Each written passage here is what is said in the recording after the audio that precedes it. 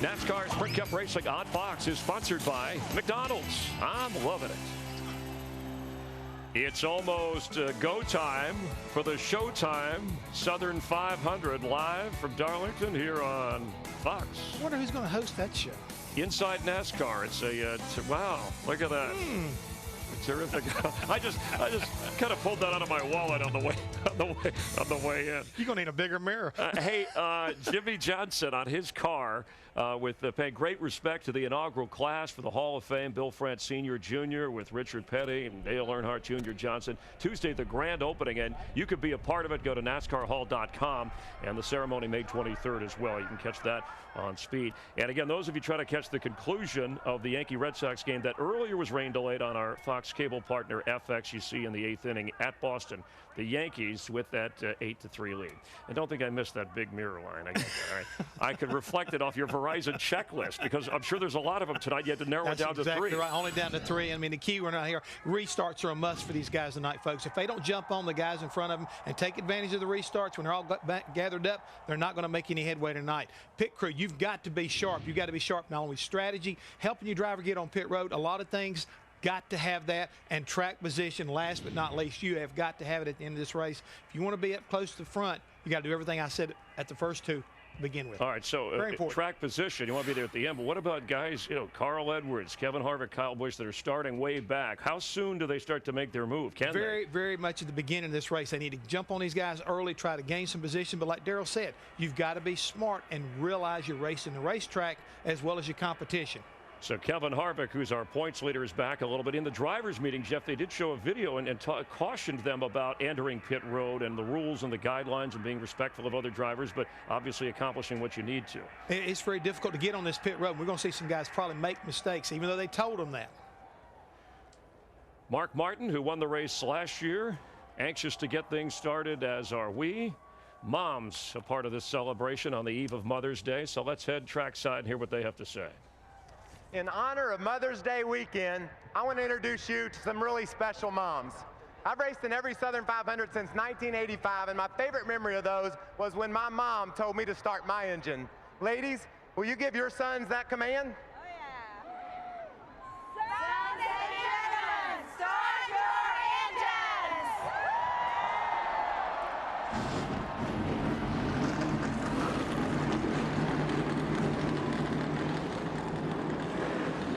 Michael Waltrip helping the moms out. Will Tony Stewart win here for the first time? Can Junior end his losing skid? The answer's live 501 miles away.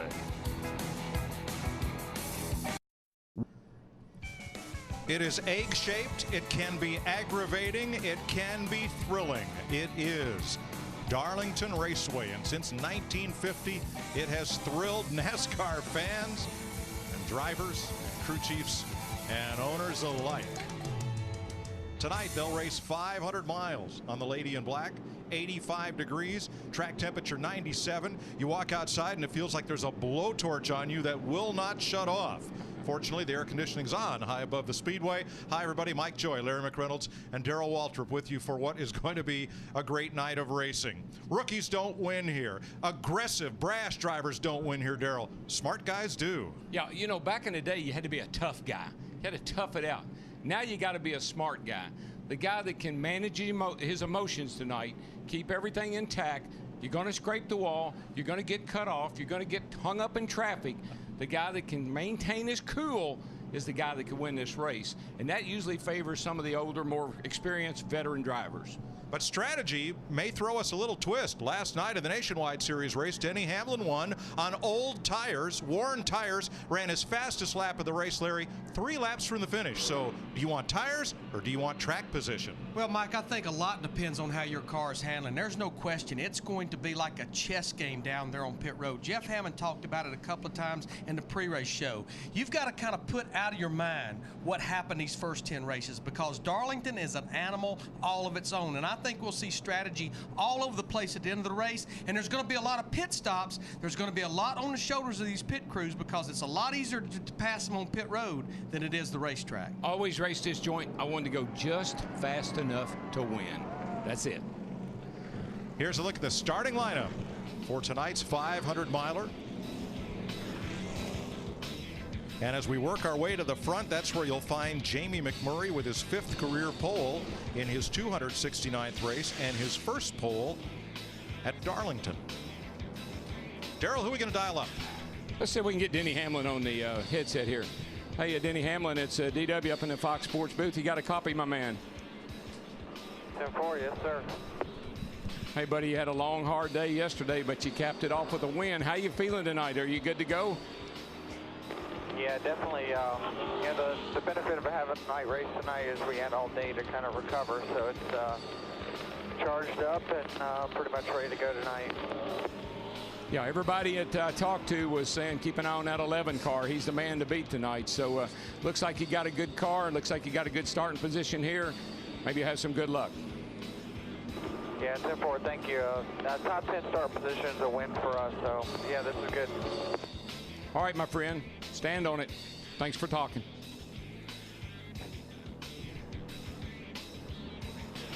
Tonight's race is brought to you by Budweiser, the beer that starts with full flavor and ends with a crisp, clean finish. Budweiser, it's what we do. Let's take a look at our FedEx Understanding the Race. This is the trends or the patterns that crew chiefs will look at. These are the past 9 spring races here, NASCAR on Fox. The first caution, average lap 20, but in those 9 races, 5 times in the first 10 laps. The longest green flag run, average 87 laps, almost guaranteed we'll probably have at least 1 set of green flag stops. The number of cautions, average 9, 17 last year. And the last caution, average lap 294, that's 73 laps to go. Based on 2010, no way, throw that pattern away. For our DirecTV head-to-head knockout pit whip, let's start with Matt Yoakum.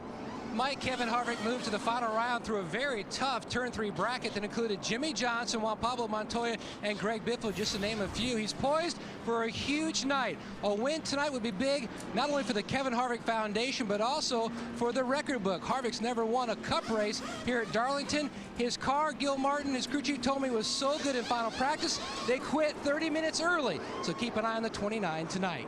Chris Devoda. Clint Boyer, one of the drivers who had to go to a backup car, and it was a hit that stung because they lost the car that they did the tire test with here, a car that was set up perfectly with extra time and tweaks for this track. Now, they were allowed to come in an hour early today to work on the backup. Clint just got on the radio and said, man, it's amazing how dirty this track gets even overnight. This will be a challenge for Clint Boyer and the rest of the field today. Dick?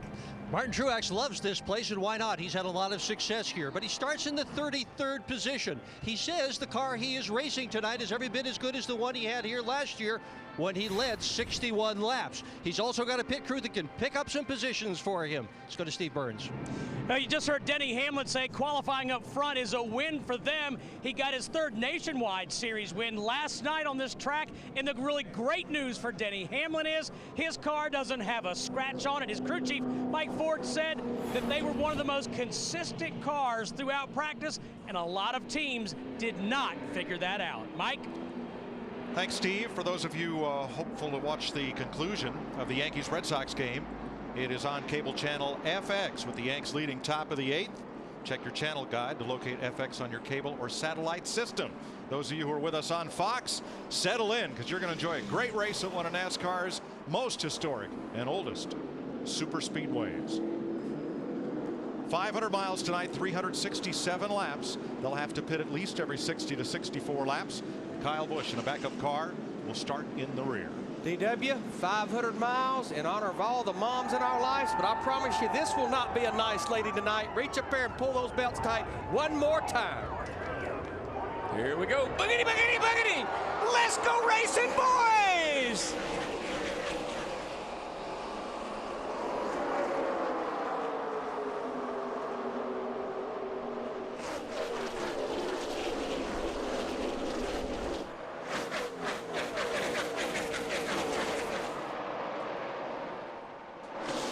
Jamie McMurray wastes no time in establishing his lead from the pole. Jeff Gordon second, wants the lead on lap 1, coming to the inside at the line. He's got it. He gets those 5 points for leading the lap. It'll be a while before they see Jeff Gordon again. I tell you, I don't know. He's going on. Oh, he's fighting back. But Gordon in the 24, he gets that run on the high side off turn 2. But see what happens to McMurray? He needed to fall in behind Jeff, and he wouldn't have lost his second spot to the 83 car, Brian Vickers. You can't race people over there. You lose your momentum.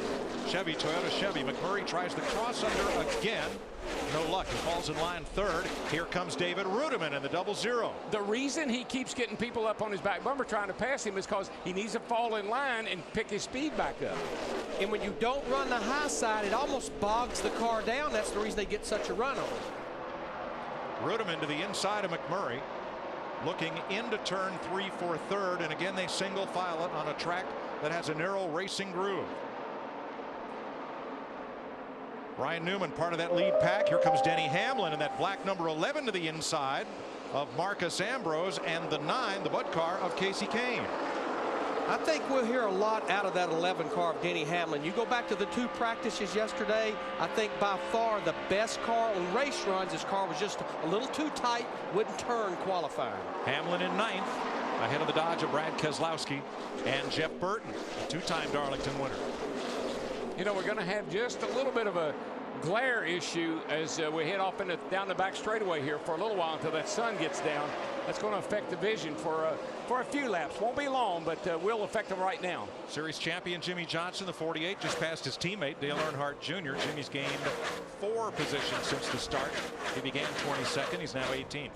We talked about backup cars in the pre-race. That's a backup car for Dale Earnhardt Jr., the 88, and he actually slapped the wall even with that backup car.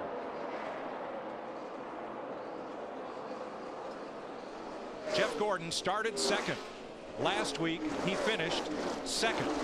As Darrell said in the pre-race, 3 times before, this chassis has finished second. So where's he going to end up tonight? Well, no disrespect to the man. I love him, and he deserves a win if anybody does. But I just wonder who might beat him tonight if Denny Hamlin can get up there and do it, because he just had to fight off somebody every week. Hamlin now side by side with Keselowski. They're fighting for 8th, 9th, 10th with Marcus Ambrose. You look up there, that second car of Marcos Ambrose, the 47 car in front of Denny Hamlin. That's a backup car for Marcos. In fact, the first laps he turned in that car was qualifying. It just takes a few laps here to get things sorted out, particularly if you raced last night.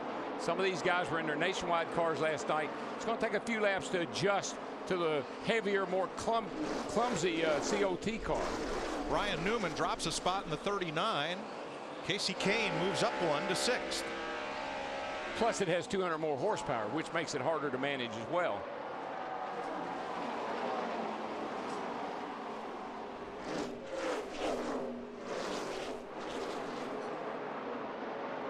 A super speedway that races much like a short track. 1 1/3 miles, or 1 3/8 rather, is the distance around Darlington Raceway.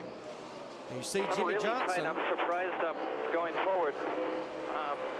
Definitely 3 and 4 is tight. That's Jimmy Johnson, the 48 car, talking to his crew chief, Chad Canals. But I'm not totally surprised at that. What he's saying, his car is tight. It's not turning when he turns the steering wheel. He's surprised he's going forward, but you can go around here a lot quicker with a little tug on the steering wheel than you can with the back end coming out. I just think about last week. Jeff Gordon was complaining about his car was terrible. He took the lead and drove away from everyone.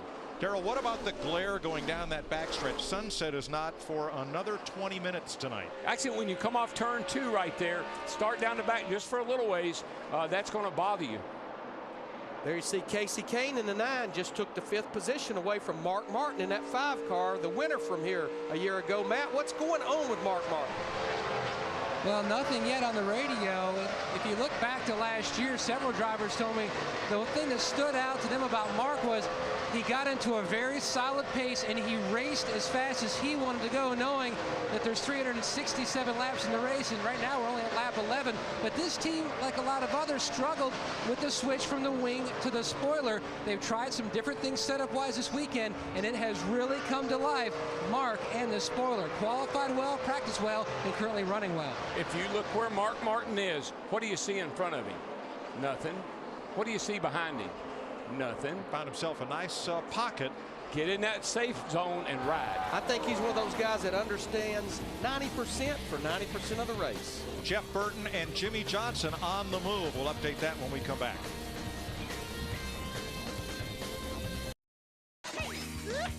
NASCAR Sprint Cup Racing on Fox is sponsored by Sprint, proud sponsor of the NASCAR Sprint Cup Series, by the all-new 2011 Super Duty, built Ford tough, by the Home Depot, more saving, more doing. That's the power of the Home Depot. And by FedEx, we understand you need reliable shipping options. FedEx.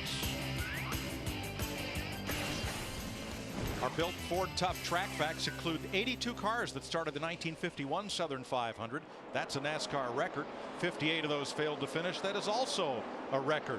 In 1965, Ned Jarrett won the Southern 500 by 14 laps over Buck Baker, and that too is an all-time NASCAR record. Jarrett was driving a car that was built Ford Tough. Jeff Gordon leads Brian Vickers by 2.6 seconds as he puts a lap on Max Pappas. Jimmy Johnson has gained 9 positions, up to 13th from 22nd. Jeff Burton has gained a couple, and Kevin Harvick has gained 8 spots. What we call the Darlington Stripe is when you get up against the wall, and already we've had a couple of takers. Watch the 6. That's a pretty hard lick. You see the paint and stuff flying off the safer barrier there, so that tells you he hooked it pretty hard. David Reagan has made a pit stop to correct that damage. And David Gilliland has also been up against the wall. Watching these lap times, even in traffic, Jeff Gordon is still just a skosh better than most everybody else. Vickers is a little right there with him. Add Reed Sorensen to the Darlington Stripe list as he brings his Braun Racing Toyota to pit road. This is about the right amount of time, Larry. What have we been? We've been 20 laps. About time for you to start sliding around. 4th place, Jamie McMurray, David Rudiman.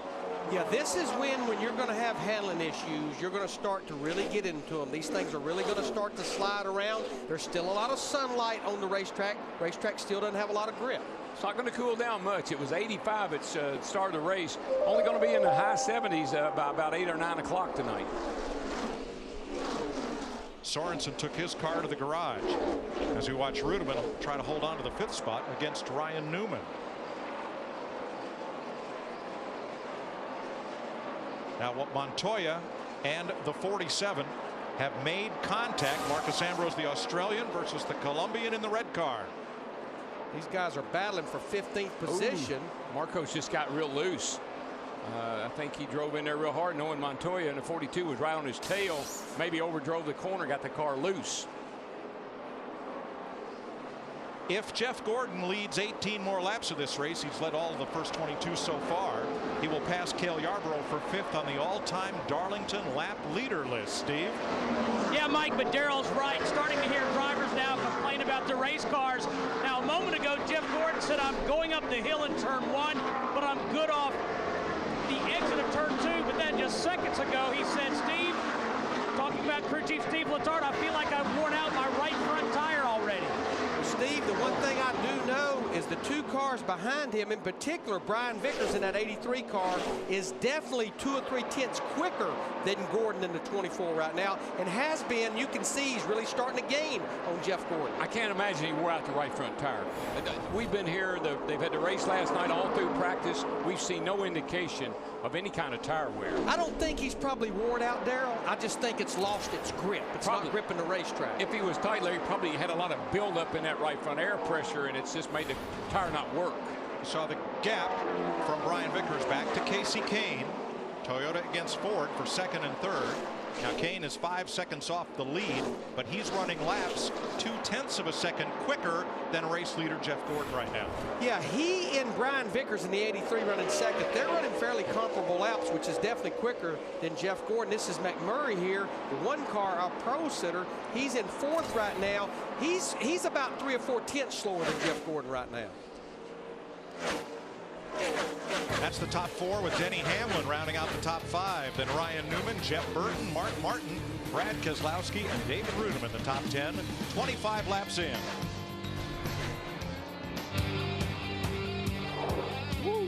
This just in, Jeff Gordon is leading the race.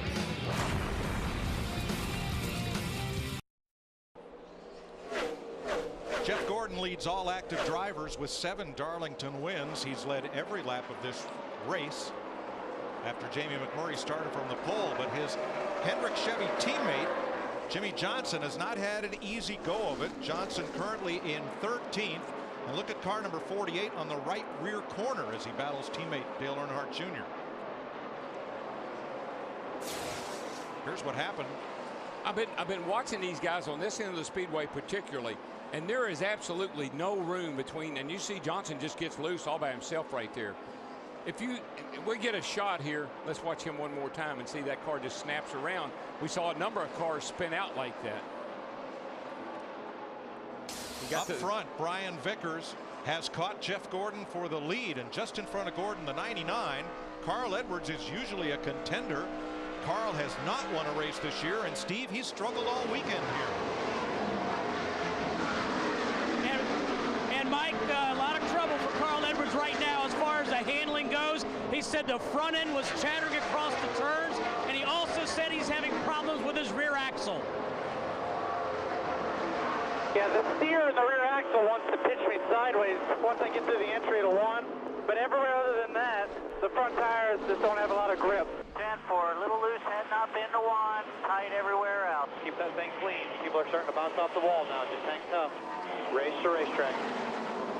Well, we saw they did a ton of work on this car during the 2 practice sessions yesterday. Changed the rear end housing. Carl said in an interview, "I am so slow through the middle of the turns, I can't pick the throttle up, and I'm getting killed on speed."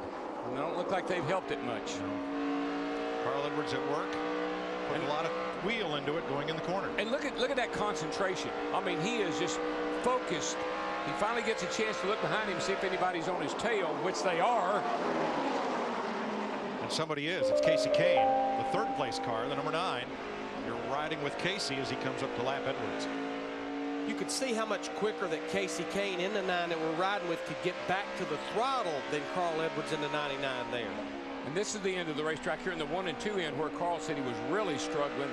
Right through here, just no speed whatsoever. See right there, Casey gets a run on him, and here he goes, and Carl waves, says, "Go, dude, get off my bumper." Well, if you're loose getting in the corners, we saw in qualifying, you're running almost 190 miles an hour on fresh tires. You do not need someone tucked up behind you. A lot of the Ford faithful riding with Casey Kane tonight. Ford's not been to victory lane since last October at Talladega Superspeedway. All of the other 3 makes in NASCAR have won this year. The problem right now that Jeff Gordon has, every car he gets to is he's trying to put him a lap down, and they're holding him up. And here goes Vickers in the 83 to make the first pass on Gordon in this race. Here's the thing. You got one guy that really wants to win, and you got another guy that really wants to lead right now. Brian Vickers wants to lead, and the guy in front of him, that guy he's passing right there, that's his teammate. I think he'll probably move out of his way. Scott Speed gives Vickers, former Nationwide Series champ, plenty of room. And I think this will do Brian Vickers and that 83 team so much good, because they made the chase last year, but it almost appeared they used it all up getting there. They had a dismal 10 races, and really and truly 2010 hadn't started much better. Larry, he's looking for a highlight. Brian Vickers is. He just got one. Well, he finished 16th here last year in the number 83. That's his best ever Darlington finish. And when he comes around to the stripe, Brian Vickers will have led more laps tonight at Darlington than in his whole Sprint Cup career. 2.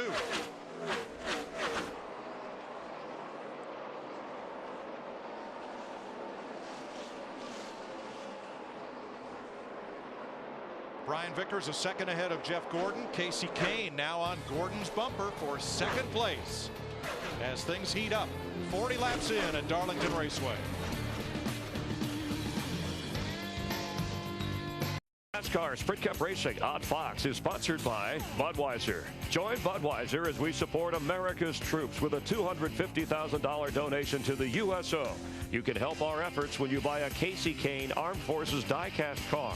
Visit Budweiser.com for details. You're looking at the first Southern 500. 75 cars started 3 abreast to take the green flag in 1950. 6,000 folks in the grandstand, another 3,000 in the infield. So many cars blew out tires, they asked the fans in the infield if they could borrow the spares from out of their passenger cars. Curtis Turner made 24 stops for tires. The winner, Johnny Mance, made none. More on that later. First caution of the night. Michael McDowell gets into the wall. You'll see his white number 55 come into the picture and up into the fence. Thing had a look that maybe it had a tire going down. That thing just shot straight to the right. Boy, it sure did, but that can happen in the second turn, I can tell you. The pits are open. How about Krista with 6th place Jeff Burton? Yeah, Mike, Jeff Burton was flying on the racetrack. His race car is a little bit tight. It's actually tight everywhere, but the exit is what they're going to focus on. They're going to do that with air pressure adjustment on the left side. 4 tires for the 31. Matt? Meanwhile, the 83 of Brian Vickers, he's in the center of your screen. He says he was tight down at 1 and 2. His spotter told him probably early on because he was hitting the splitter. Meanwhile, the 9 of Casey Kane chassis adjustment, Slay one because he was loose on entry, Steve. Matt, Jeff Gordon says he's tight everywhere, especially when he tries to get on the gas. A track bar adjustment for Jeff Gordon and 4 tires. He's on his way. Bit of a log jam exiting. Gordon edges McMurray, or does he, coming off pit road. NASCAR has a high-speed camera there, and so do we. Who was first off pit road? Well, the pole sitter Jamie Mack has the first pit, and he's out of there. Another close finish at Darlington.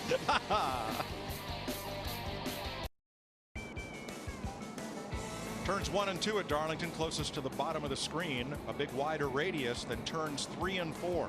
That makes this a tough track, as you see from our aerial coverage, brought to you by DirecTV.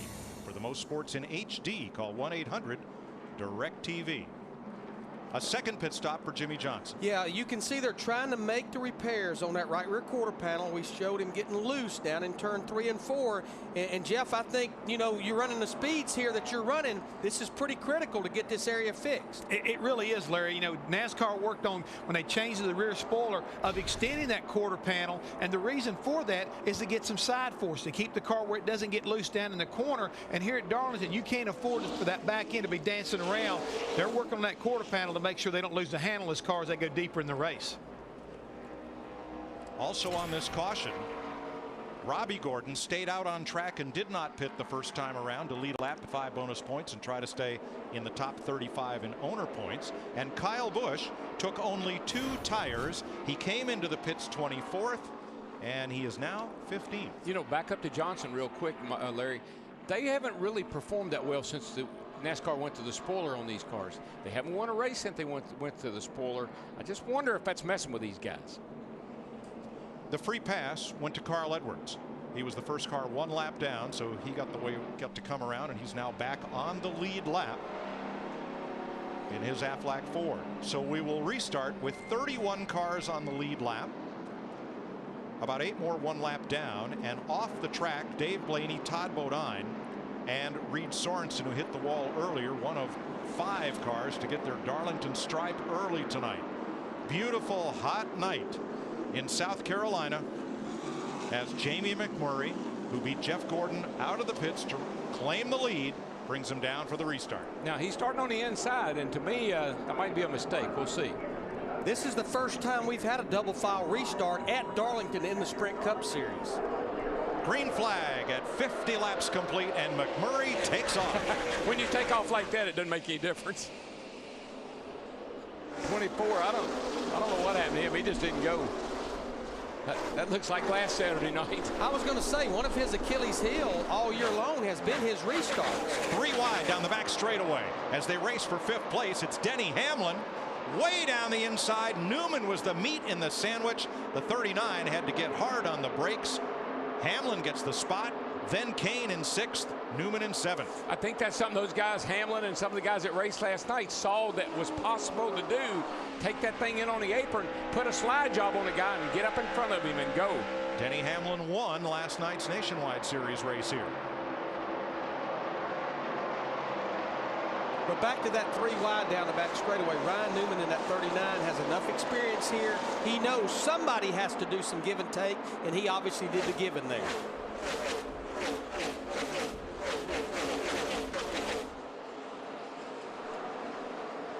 Bobby Labonte has hit the wall in the number 71 Chevrolet. Yeah, he's got a little more than a stripe down the right side of that car. You can see all the bars in the back of the car that are all bent in. In fact, he's got a tire down. Yeah, and around he goes. No caution yet. You know what, Larry, as big as the apron is here, And a car just takes a slow spin like that, unless there's debris on the track. Joey Logano spins off turn 4 and crashes the inside wall. That will bring out caution flag number 2. Now, I wonder if it had anything to do with Bobby Labonte. Bobby Labonte had trouble off that turn just a lap before. Well, let's first look at what happened to the former champion, Bobby Labonte, in the 71. Here he is right here in the 71. Oh, that car just, I don't know any other way to explain it. Did he get into Logano? No, no contact, I don't believe. But now watch the orange Toyota of Logano do the same thing in the same place one lap later. That thing just came around. I mean, just snapped around just like Bobby Labonte's car did. But Darrell, he looked awfully high in that corner right there coming through there that time. Logano looking forward at Labonte. See, Bobby's car just the back end snapped. Mike, I saw this in practice and qualifying on new tires. The cars would be a little squirrely for a lap or two on new tires. It happened to Joe Nemechek in practice, and he climbed out of the car and said, I just don't know what happened. That doesn't happen. And that looks like what happened to Bobby Labonte. He just snapped. I think we'll see what happened to Joey Logano in this 20 car here going down into turn 3 and 4. You can hear him starting to really pedal the throttle. The thing just got loose with him. Yeah. Elliott Sadler snuck by on the inside there. And Logano, Matt, I don't know how hard a hit that was to the inside wall, but he got it pretty good. He tagged it pretty well, Mike. As you see the replay, Greg Zipadelli asked him what happened. He said the car was just way too loose. He said, was it the track in that section or just the car? He said just the car, too loose. Logano and Labonte on pit road as we work caution flag number 2. Scott Speed will get the free pass. Red sky at night, racer's delight in Darlington County. 56 laps in as we get set for the second restart of the night.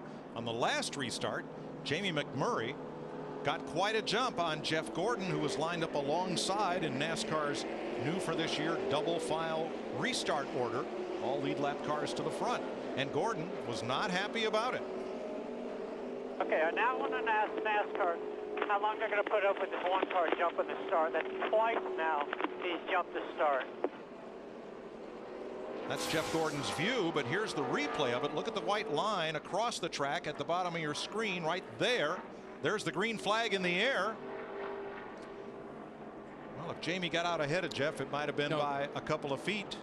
Jamie McMurray went when he was supposed to go. Jeff Gordon did not. Exactly. And the start of the race is totally different than the restart of the race. Here's our Aflac Do You Know Quack trivia question. Aflac benefits protect against unexpected occurrences. For many cautions occurred during last year's Darlington spring race. How many cautions? Text your answer to 36888. And the rules are on the screen.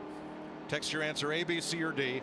That's 10, 15, 17, or 23 cautions, A, B, C, or D. You could win a replica helmet autographed by Carl Edwards. FoxSports.com/Aflac Racing has more details. Now, and we're ready to go green. Jamie Mack against Brian Vickers on the front row this time, with Gordon third, Burton fourth. Vickers has to get to the line first. Oh, McMurray's on the McMurray, yeah. Jamie took the inside. Jamie McMurray in the 1 was the leader, but Vickers did get going good on the restart, but that high line just keeps working on these restarts. Jeff Gordon right behind McMurray jumped out of the pack for second. Denny Hamlin in the 11 is up for third. Vickers is fourth, and Jeff Burton fifth. Didn't take Hamlin long to finally find his way up to the front. A lot of smoke out of, was that Vickers' car? You don't suppose he over revved it coming up through the gears? I'd say that looks like tire smoke. Okay.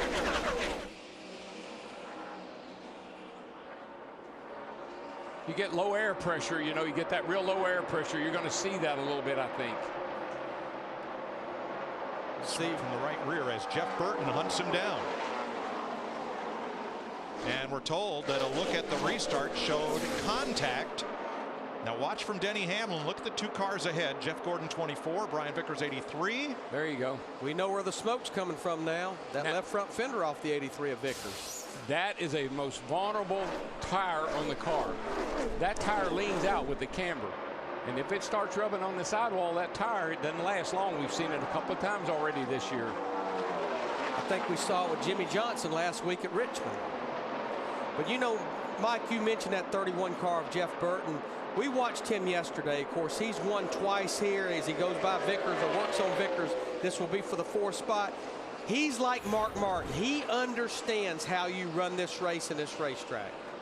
Also on the restart, back at 17th place, there was contact between Dale Earnhardt Jr. in the 88 and Martin Truex in the Napa car. Oh, Paul Menard goes for a spin, turn 2, and down the back straightaway. Caution number 3. Now that was created by a chain reaction. A couple of cars got up there in front of Menard. He slowed down. He got run over. He was running back in the 26th position. No damage. Tires down. Watch that bright yellow, number 98. Up here's where this starts. So the 98 or the 43 and the 78 make a little contact. Now you see here's the 77, a Hornish, and when Paul Menard in the 98 tried to stay off of him, he got spun out. Yeah, Tony Stewart in the 14, it just started stacking up, gets into the back of him.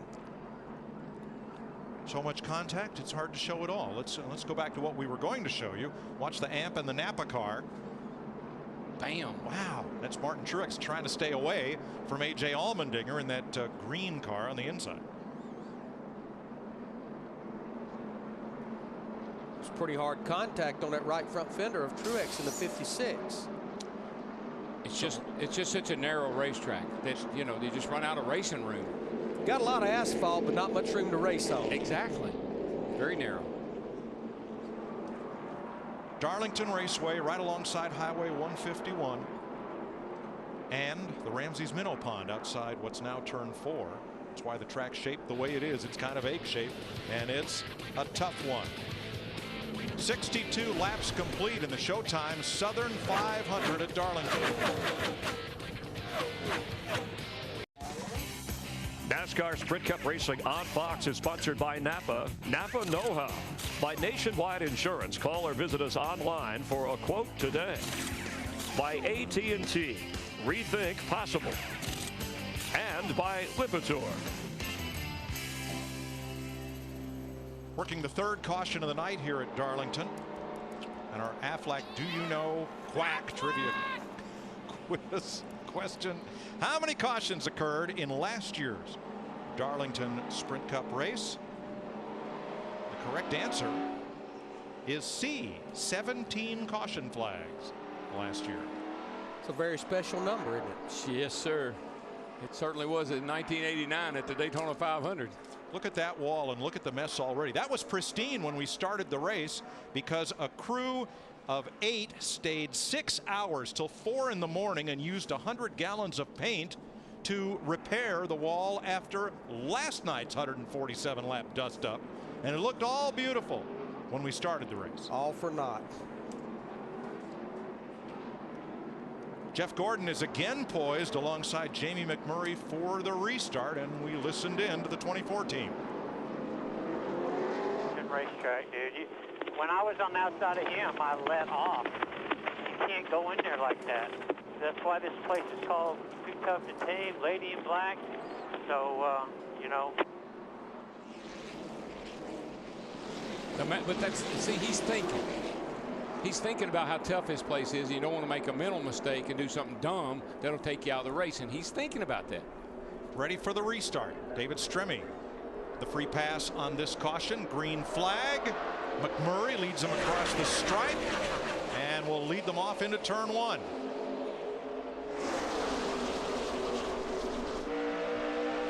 And here comes that 11 car.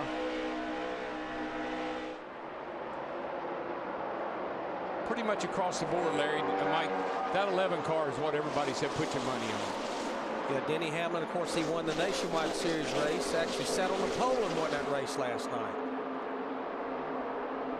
Hamlin now in 2nd behind McMurray. Gordon 3rd. Here comes Jeff Burton. Has a look under Brian Vickers. Thinks better of it for 4th. Back in 6th, Casey Kane. 7th, Kurt Busch. 8th, Ryan Newman. Then Montoya and Kenseth, the top 10. Yeah, Matt Kenseth in that 17 car started back in the 29th position. A lot of his gain, we talked about it at the top of the show, was on that pit stop that group made.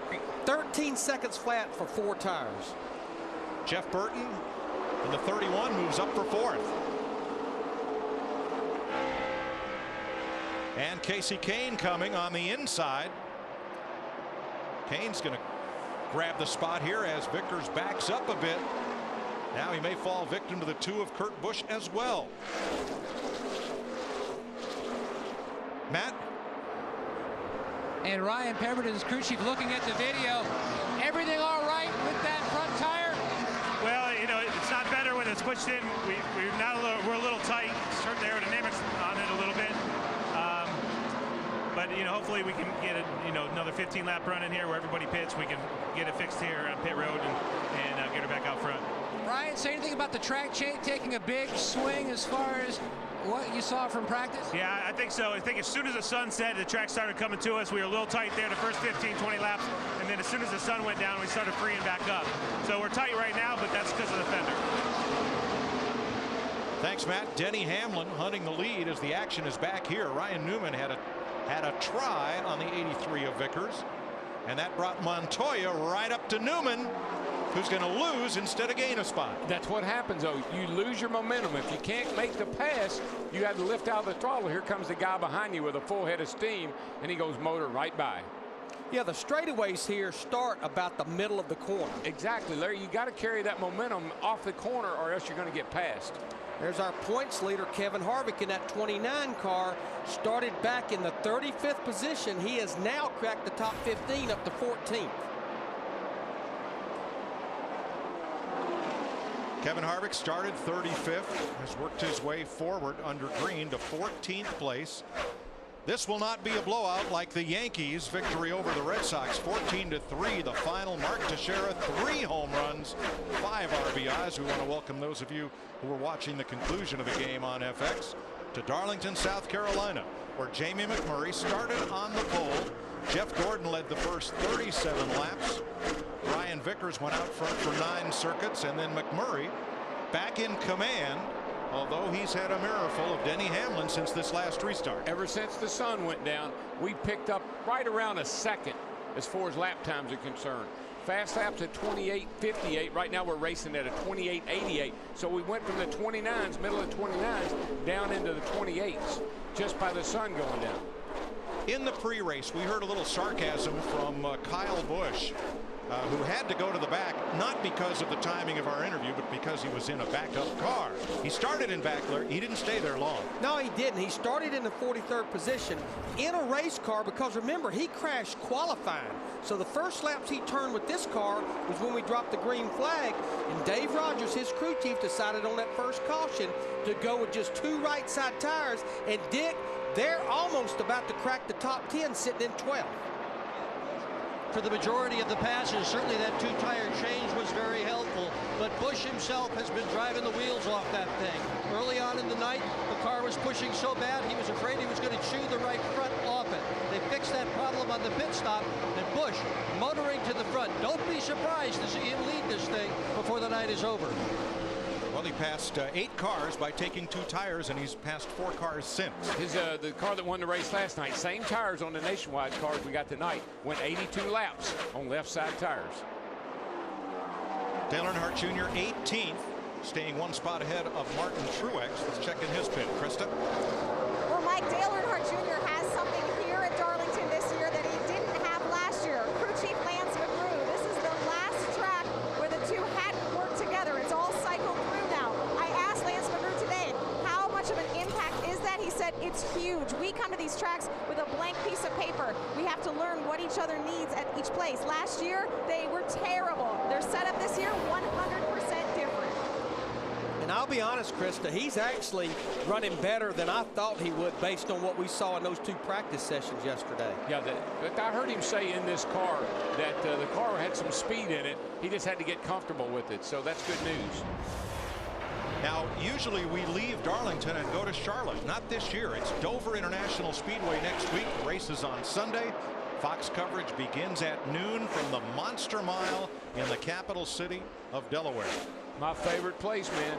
Concrete and crab cakes. As good as it gets, boys. Just not at the same time. Concrete by day and crab cakes by night. 10th place race.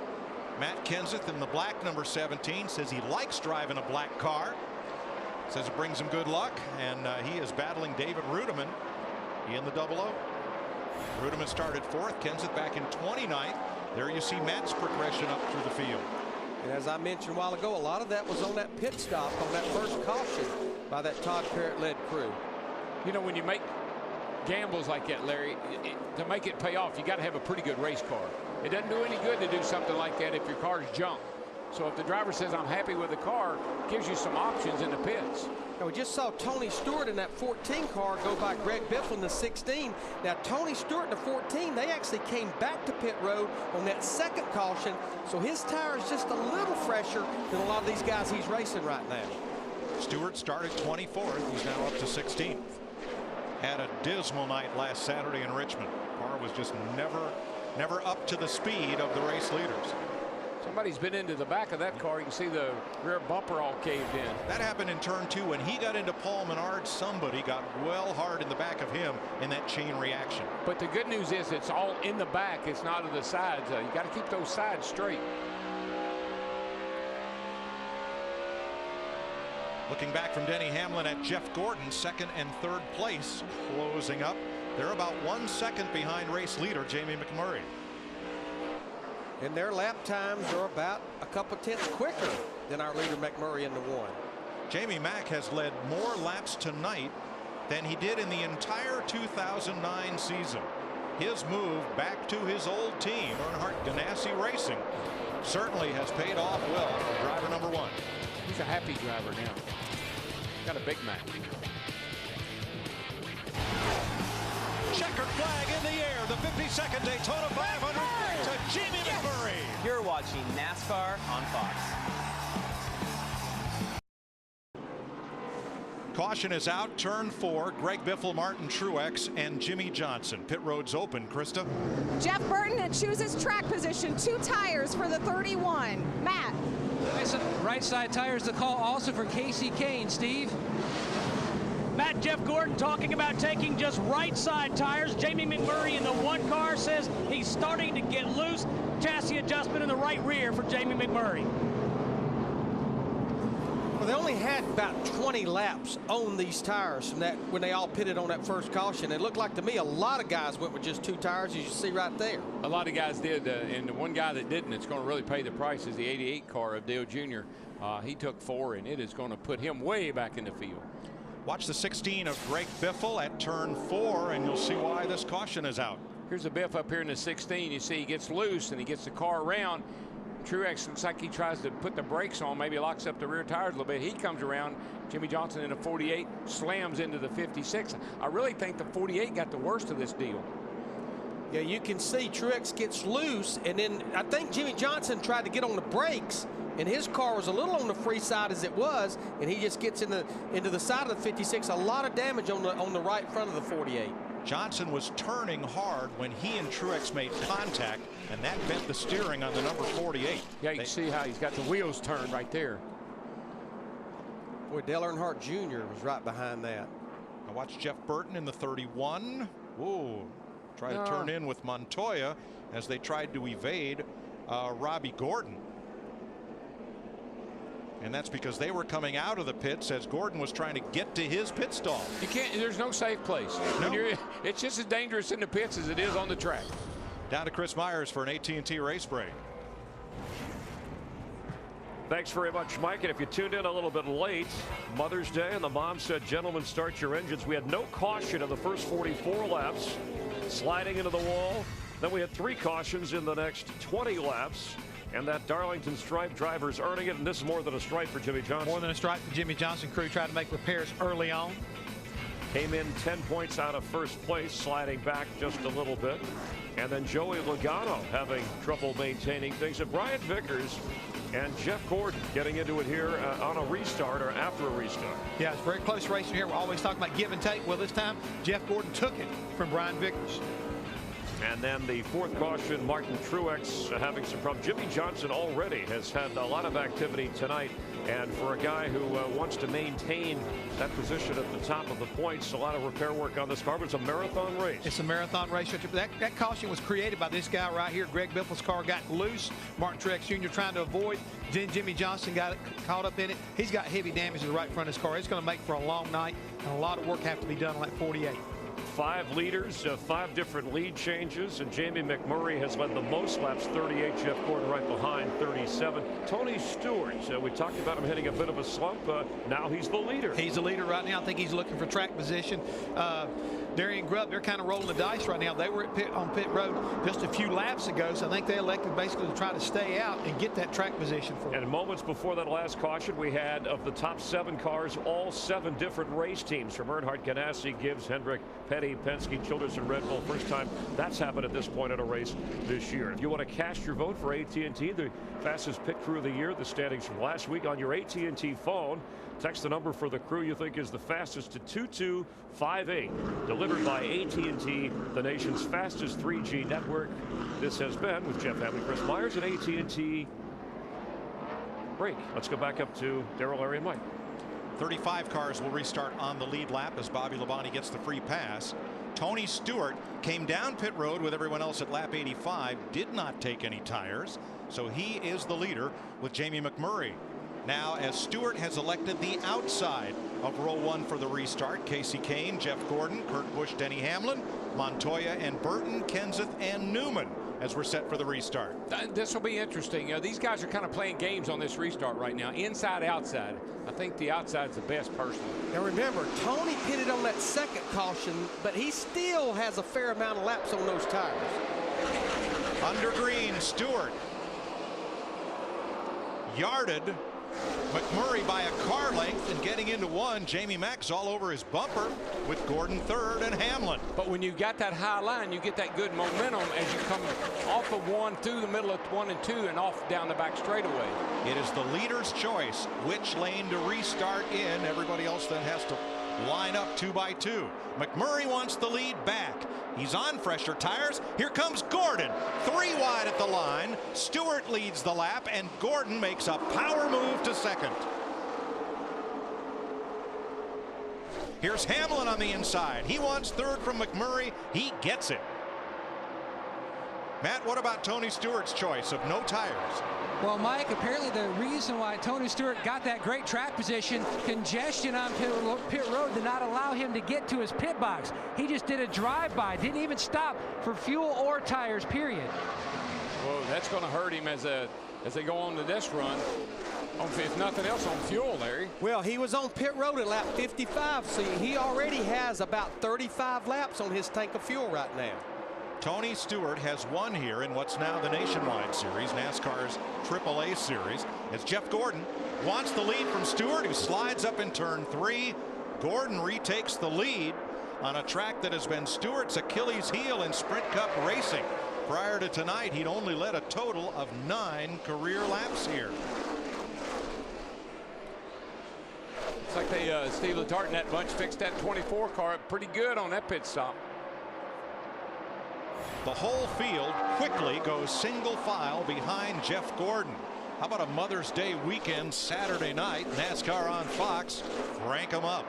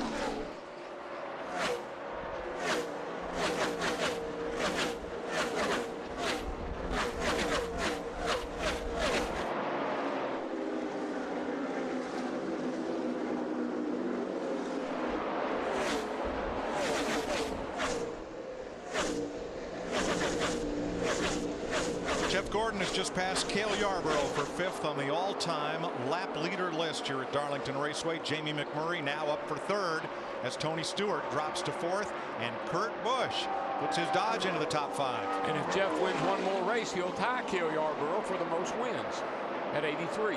That 2-car of Kurt Busch, though, he's been on the move since the drop of the green flag. There he drives by Stewart for the 4th position, bringing Jeff Burton into 31 with him. The best I can tell, Tony Stewart in the 14 car, based on Matt Yoakum's report, has about 25 laps of fuel left in that car should we not get a caution.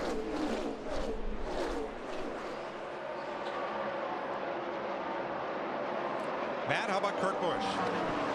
Well, Kurt Busch moving up a position. Basically, his car has been loose from the get-go. At one point, he said on a scale of 1 to 5, it's a 10 loose. They have progressively made the car better and better. Track bar and wedge adjustment, one-stop air pressure, and the last one, they made a track bar adjustment. He says the car is definitely improving. Krista? Well, watch out for Jeff Burton. Nobody respects this track more. He actually tells a story about the old days when they used to show rookies a video that he said would scare the hell out of you, and then they would tell you you're stupid for even being here. Jeff Burton said he found that appealing. That's true. Jeff Burton's first memories of Darlington were sitting in what is now the Turn 2 grandstand with his parents. As a young boy, that grandstand was covered with a tin roof then, and boy, it was loud. You had to really love stock car racing to spend an afternoon under its roof. But that was definitely one of the signatures of Darlington Raceway, was that Turn 2 grandstand.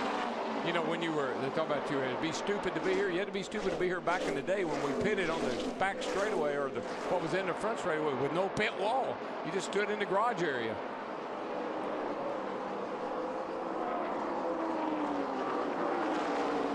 Now, Kurt's younger brother Kyle has been on the move.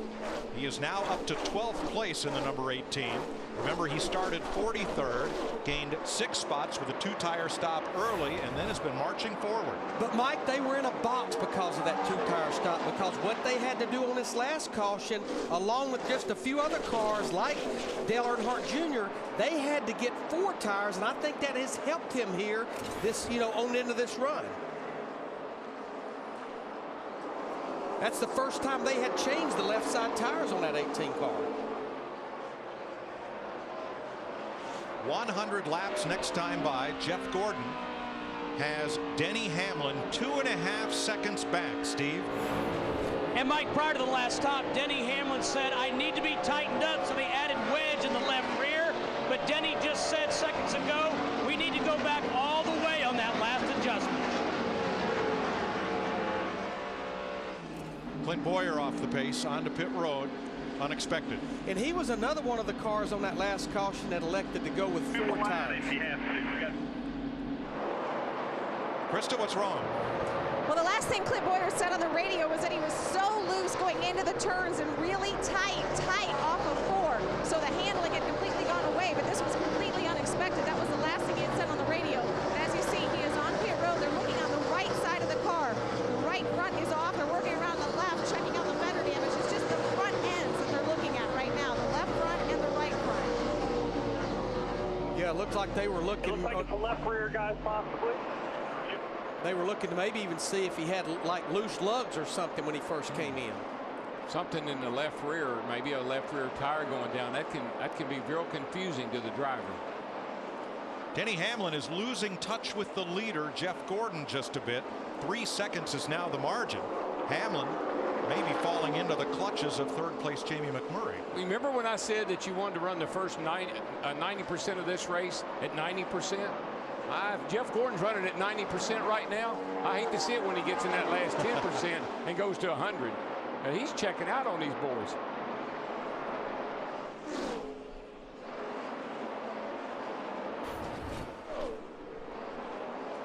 Jeff Gordon has not won a race this year. He has come so close to winning. Twice he's been out front on the last restart of the race, but has failed to stand in victory lane so far. Not that we call that a failure. It's just they've come so close. They have, and I'm looking at the lap times, Larry. He's got a couple of tenths in the bank right now on everybody in the field. Yeah, he's running 29 20s and 30s, and Steve Burns, Jamie McMurray in 3rd is running 29 50s and 60s. Larry Mack,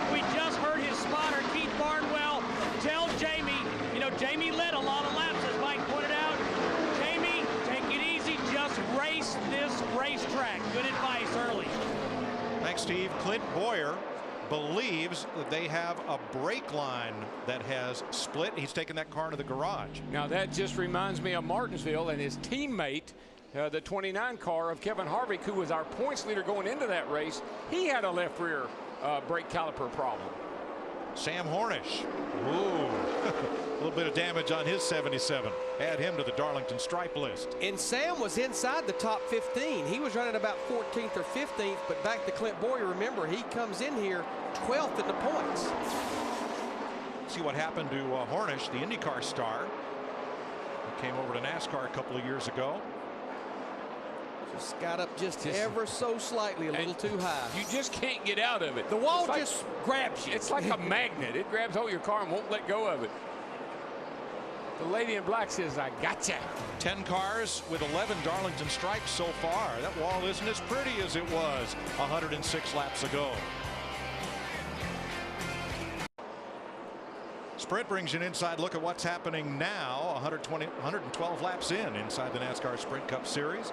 Jeff Gordon, who is leading this race, has the fastest lap of the race. And Kyle Busch, who started 43rd, is the biggest mover. He has improved 34 positions up to 9th. For more NASCAR stats, in-car audio, and live race radio, check out NASCAR Sprint Cup Mobile at sprint.com/speed. Here are the drivers who have gained the most positions since the start of this race. And I'm going to tell you, our leaders right now are running 29 80s and 90s, and Kyle Busch is running 29 60s back there in the 9th spot right now. Yeah, we dropped off right at a second. And it's, Larry, I was watching the lap times, and it's almost like they flipped a switch. They're running high 28s. All of a sudden, they started running high to middle 29s just in a couple of laps. Elliott Sadler, 21st in his Ford lead lap car. Up front, Jeff Gordon, 3 seconds on Denny Hamlin right now as he tries to put a lap on Travis Kvapil in the 34. There's a look at the distance. Steve, what was Jamie Mack saying as we went to that commercial? Yeah, as soon as we hit commercial, Mike, Jamie said to his crew chief, Kevin Mannion, you know, I'm getting a little too loose. And Kevin said, I know, I'm watching you on TV. Glad to provide a useful service. As he puts a lap on Kevin Conway, who goes 1 lap down. Whatever he does, a pretty nice run to this point anyway. Led some laps already in the 1 car there, McMurray, and running 3rd right now, and competitive lap times right there with most everybody, looking good. You know, last season was tough for Jamie Mack. He knew it would be his final season with Jack Roush, who had to contract per NASCAR rules from 5 teams to 4. And when Chip Ganassi said, I want him back in one of our cars, McMurray responded with a Daytona 500 win and then never let up. He's been strong from the drop of the green flag to start the season.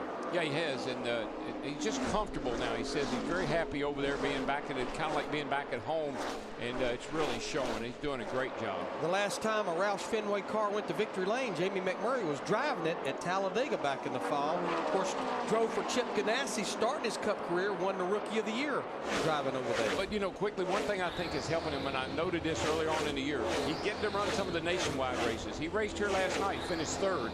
I believe that seat time is just helping his confidence. That's really important to him, and it's really paying off.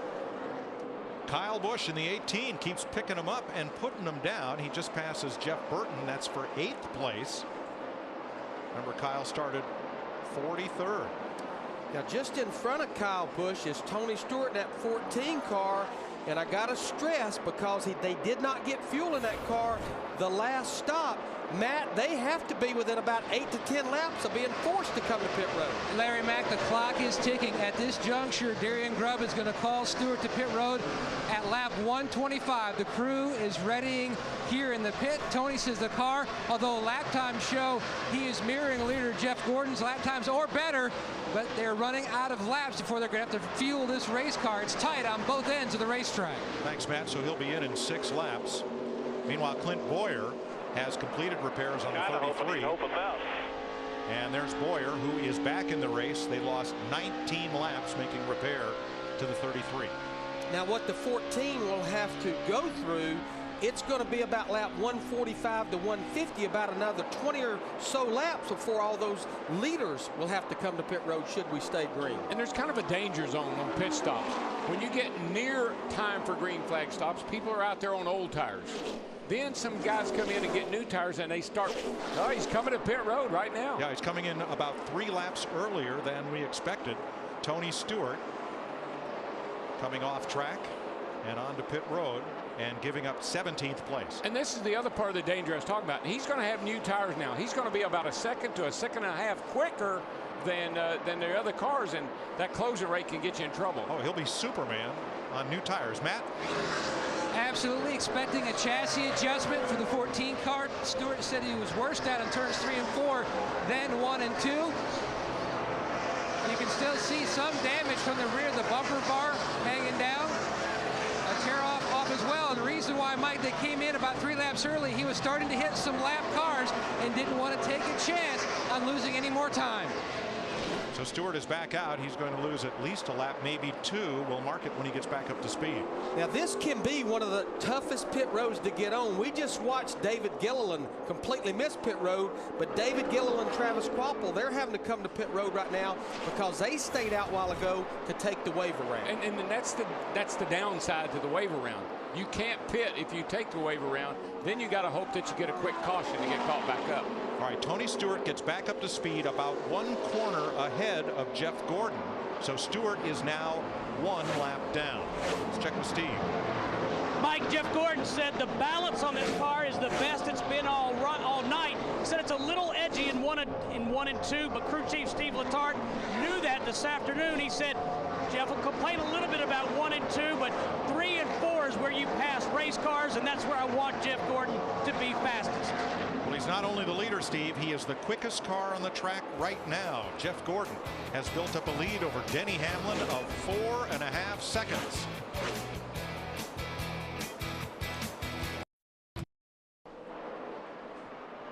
.131 complete in Darlington. Jeff Gordon leading Denny Hamlin. And now that lead's beginning to come back down. It's now under 3 seconds. It has been as much as 4.5. Now Joey Logano making an unscheduled stop on pit road. And here comes Dale Earnhardt Jr. as well. Krista? Dale Earnhardt Jr. had said back on lap 93 that the changes to the car were good, but it's a flat tire that brings him in right now. Logano got 4 tires and Sunoco race fuel. And all these cars will go a lap down as Robbie Gordon loses a lap to Jeff Gordon on the racetrack after brushing all earlier. And we should see the leaders like Jeff Gordon at 24 probably 10 to 15 laps from now as far as their pit window. Now Robbie Gordon trying to stay in the top 35 so he doesn't have to qualify on time. Watch the black car sweep out under Logano. He's going to make the 3-wide pass. Here he goes, and here comes turn 3. I got him. Bye-bye, boys. Whoa. Not quite. Bam. I think as we put it, entrance speed exceeded grip level. No caution. And now look at Paul Menard as Mark Martin loses a bit of traction. Boy, that's a good bit of contact with that wall. But wow. That's some pretty heavy contact. Inside at the 1943 with him. You know what I noticed there, Darrell? About the time he looked in the rearview mirror is about the time you heard him have to backpedal that thing with the throttle pedal.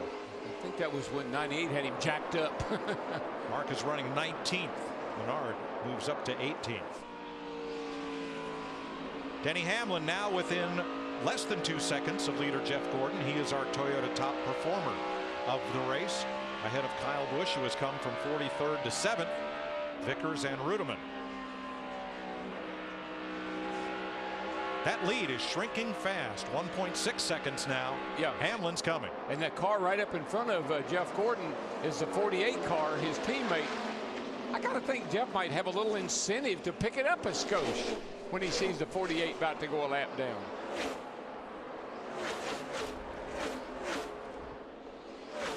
He first has to get by Greg Biffle, Scott Speed, and Carl Edwards before he reaches Johnson. Biffle in 25th right now. And Greg Biffle about to go a lap down, Krista.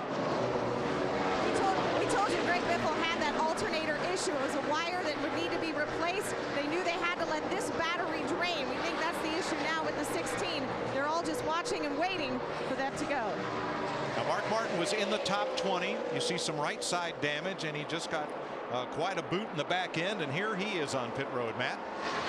And Mike, after he tagged the wall, Mark told Alan Gustafson, I think the toe may be knocked out as well. The car now extremely tight. Significant track bar adjustment plan.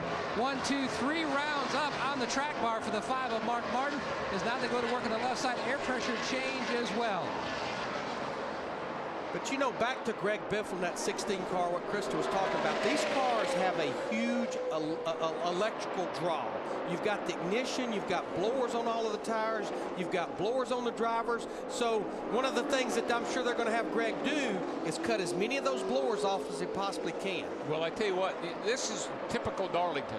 You remember that nice big lead that Jeff Gordon had over the 11 car? 11 car inching up on him a little bit. But when Jeff Gordon caught up with some pretty good race cars, he can't get by them, and look what it does. Here comes Denny Hamlin. This is classic Darlington.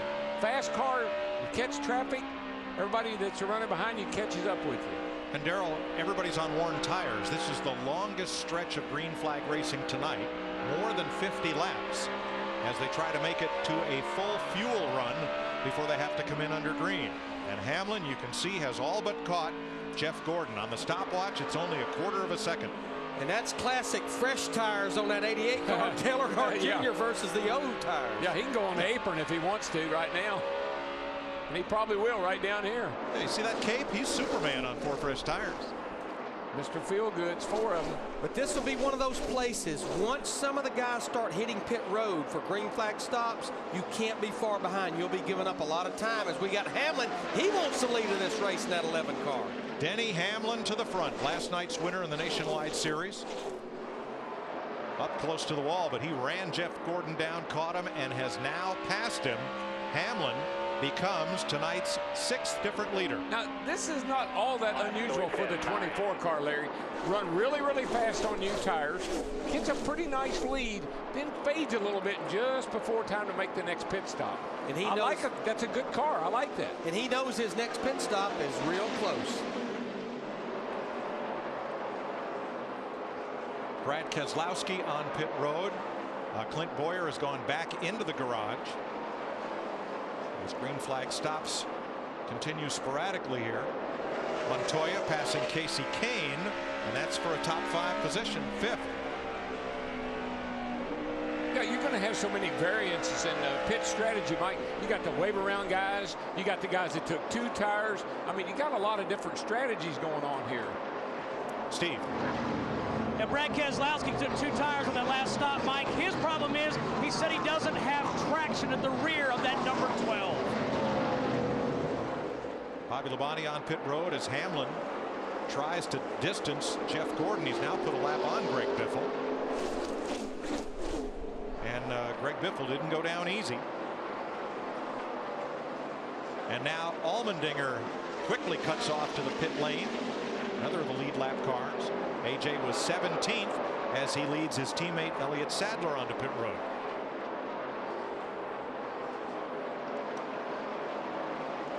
And a few more takers as they see how quick these cars are on fresh tires. Carl Edwards is in, and so is his Roush Fenway teammate Greg Biffle.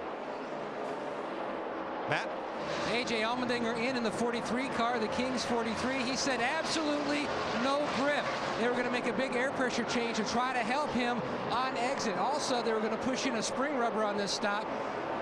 An extra second or 2 trying to help the handling and the balance of this 43 machine, and he is away. 15-5. Makes a stop. Here comes Jamie McMurray leading half a dozen cars in. Kyle Busch is in, Dick. Montoya now on pit road. He has had a terrific race tonight. He has not won since 2007, but tonight he has got a car good enough to do so. Minor adjustments to this race car. It is so close on a 4-tire change. Matt Kenseth is in. Kurt Busch, Casey Kane, Menard, Brian Vickers, Bobby Labonte. Matt. And the 2 Kurt Busch is in his car, still on the loose side, still trying to make a big dent. Air pressure change and chassis adjustment as well. Already completed for Busch. Left side tires going on. Meanwhile, Casey Kane, he's chassis adjustment for the 9. David Ruderman, Jeff Gordon on pit road, David Reagan, and Martin Truex. Green flag stops continue. Murray in and out. And David Stremme, Ryan Newman, and Regan Smith to the cars on pit road. Steve?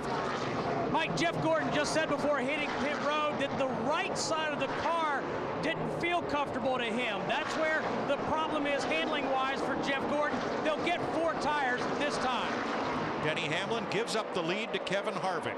Hamlin is on pit road. You see Harvick's number 29 out front. He'll be the 7th different leader tonight. And that's Steve. good because that's 5 bonus points for our points leader. Steve. And Mike, Denny Hamlin stops on pit road. He wants to reverse the changes they made on the last stop. They're going to put wedge back in. They'll also reverse an air pressure adjustment and 4 tires as well. Last time they took 2. Jimmy Johnson's in. Kevin Harvick will give up the lead. Coming to pit road along with Robbie Gordon and Marcus Ambrose. Pat? Kevin Harvick, one of our head-to-head drivers. They were talking about possible chassis adjustments, waving it off on the 29. The crew guys up on the wall. Harvick trying to score his first Cup win here at Darlington. Remember, he was one of those guys on the last stop, took 2 tires, so he had about 25 extra laps on those left side tires. Solid stop so far.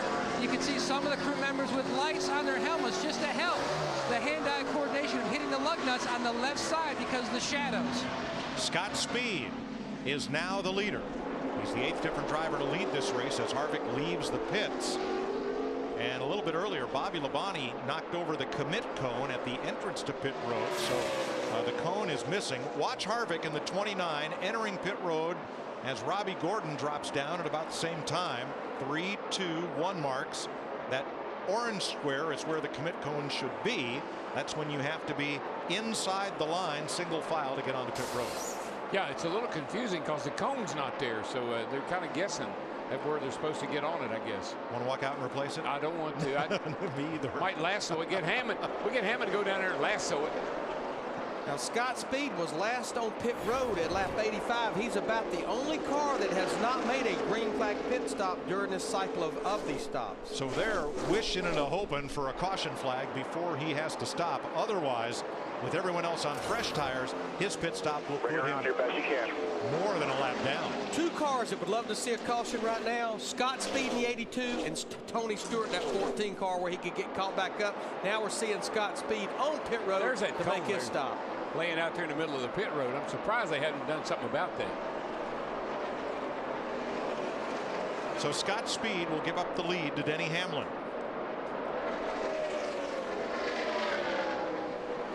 And here is how the commitment cone got displaced.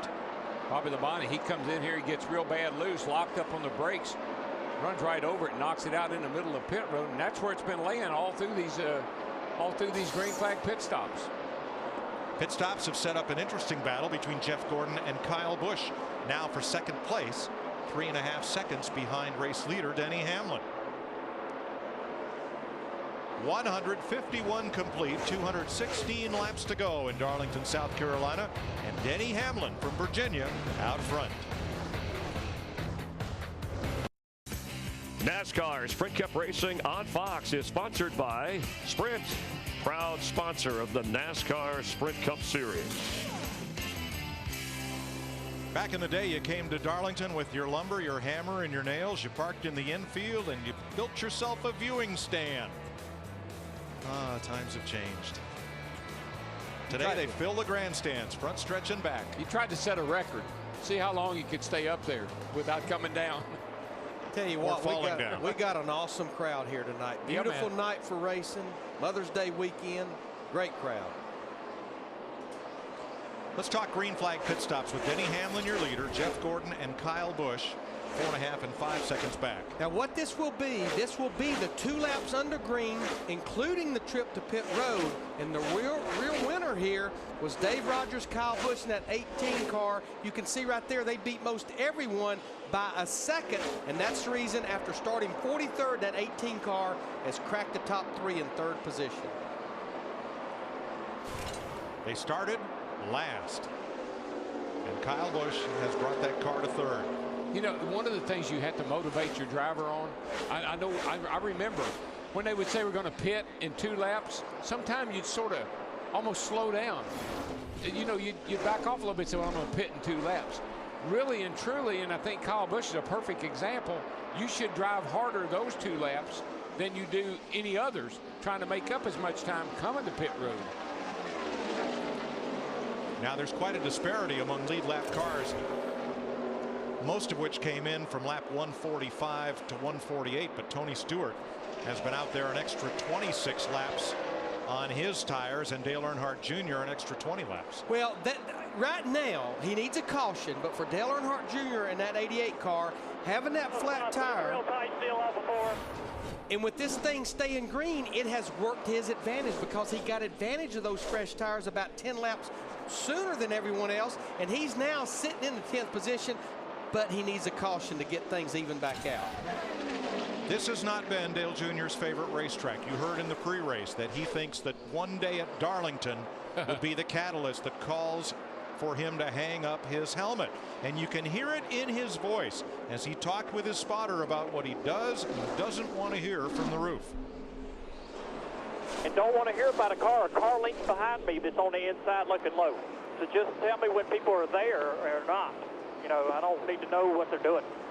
But when the car's not around me, I need silence. 10-4, bud. Settle down. A lot of racing here. I'm hearing you. Told you about this place. Pretty fun, though. Told you about this place, but it's pretty fun. Okay, if it's pretty fun, then he's moving forward. That's all right. But, you know, he's one of the few guys I know of. He can talk a whole lap, drive the car, and never miss a beat.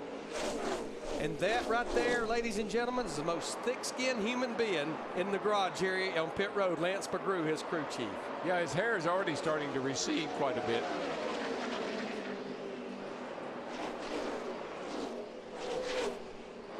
Denny Hamlin is opening it up.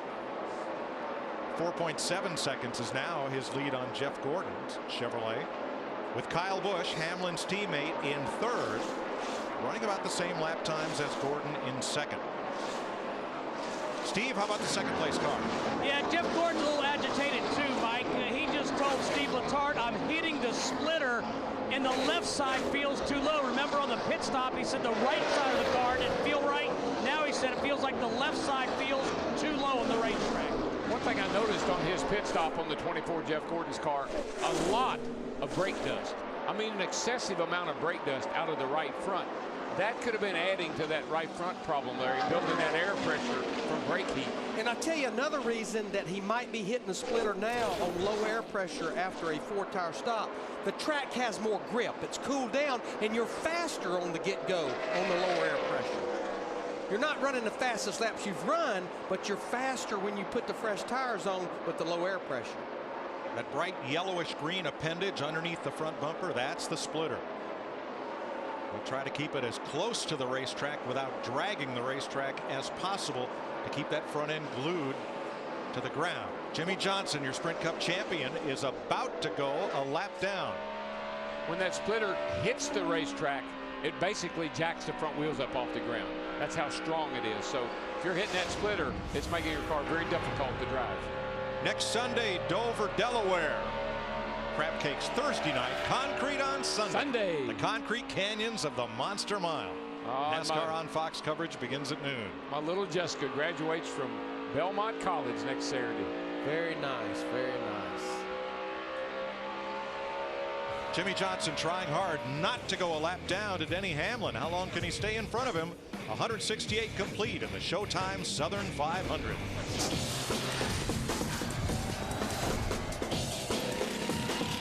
You're watching NASCAR on Fox.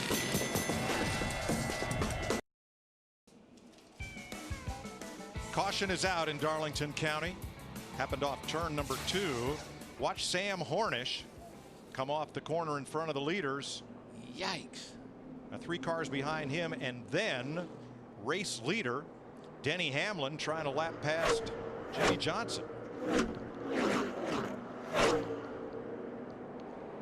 All stacked up, headed for turn 3. So really, aside from Jimmy Johnson in the 48 car, who this caution really benefits, Tony Stewart in the 14, Dale Earnhardt Jr. in the 88, because they were going to be coming to pit road not too far from that. was about 2 laps after this that NASCAR threw the caution for debris. First car 1 lap down then was Jimmy Johnson. He was and you see Johnson's 48 lined up to get the free pass and go around as the cars on the lead lap head for pit road.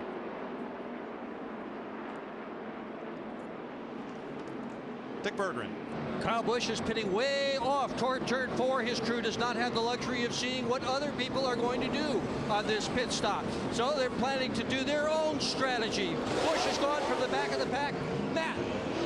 A lot of change is going to take place on the 2 of Kurt Busch. They're going to back up an adjustment they made in the left rear, going to make an air pressure change in the right front, and also a track bar change. The car just way too loose. Steve. Matt, Jeff Gordon said that run is ugly. We're all over the place. Denny Hamlin says, I'm too free. I can't be aggressive. And Jamie McMurray in the 1 car saying, I'm too tight. A lot of cars at this end of the pit road taking 2 tires. Have to push start Ryan Newman to get him going after his pit stop. Jamie Mack back to the front. Looks like Denny Hamlin, the 11 car, Mike Ford, one of the few up near the front that elected to go with 4 fresh tires. 24, I tell you, he had a great stop. He tore out of the pits.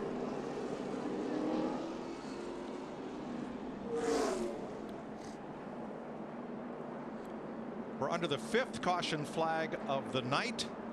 Jeff Hammond earlier filed this report from our nationwide pit zone. From on top of the pit box of the nationwide pit zone, we're always looking for speed on the racetrack, but we're also looking for speed on pit road. And you'll be surprised when we found some. We're talking about finding speed anywhere. Well, today we found it here on pit road with a newly designed shoe exclusively from Roush Yates Performance Products, and it's all about the grip from the bottom of the shoe. That's right, the guys are able to get better grip getting around the car because of this special designed pit shoe. Softer bottom, better grip, quicker pit stops. It's all in the shoe. Thanks, Jeff. 174 down, 193 to go. It's always been in the shoe. Is that what they call good drivers, the shoe? The shoe. Boy, they're getting serious with repairs on this 48 car of Jimmy Johnson. You can see they almost have like a right front fender skin, and what they're using, it's like a screw gun that they're just fastening that fender on. Now that's car chief Ron Malik in the black helmet. He's had a hammer in hand. He's had a sawzall. Looks like he's had a rivet gun. You name it. He's been a busy man tonight. And he's worked on about every corner of that race car. And you know what? They just got the lucky dog. Bet it pays off.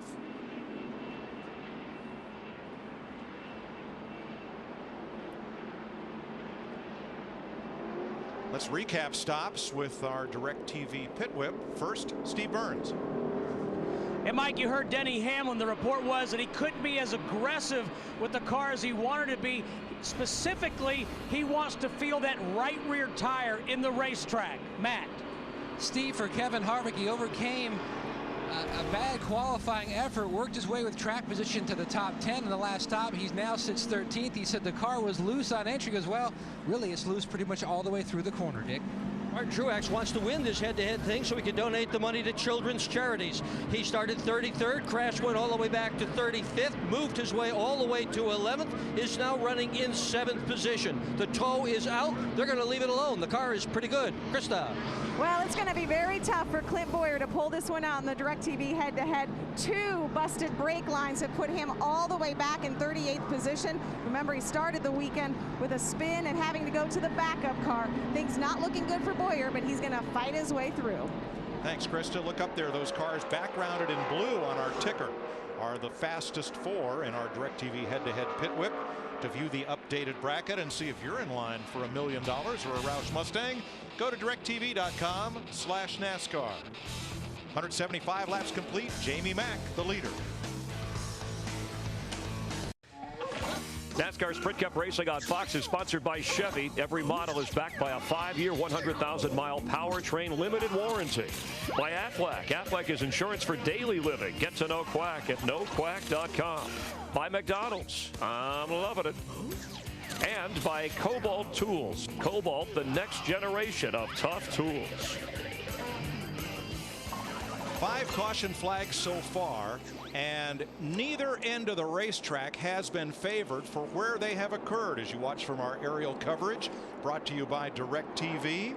For the most sports in HD, call 1-800-DIRECTV. Jamie McMurray and Jeff Gordon will once again face off from the front row on this restart with 190 laps to go. Kyle Busch and Denny Hamlin, teammates in row 2. Brian Vickers and Dale Earnhardt Jr. in row number 3. Almost everybody's out of their seats for this restart, except that young fella. Truex and Burton in row 4. Casey Kane and Kurt Busch in row 5. We have 22 lead lap cars, including the free pass car Jimmy Johnson, as we get set for the restart.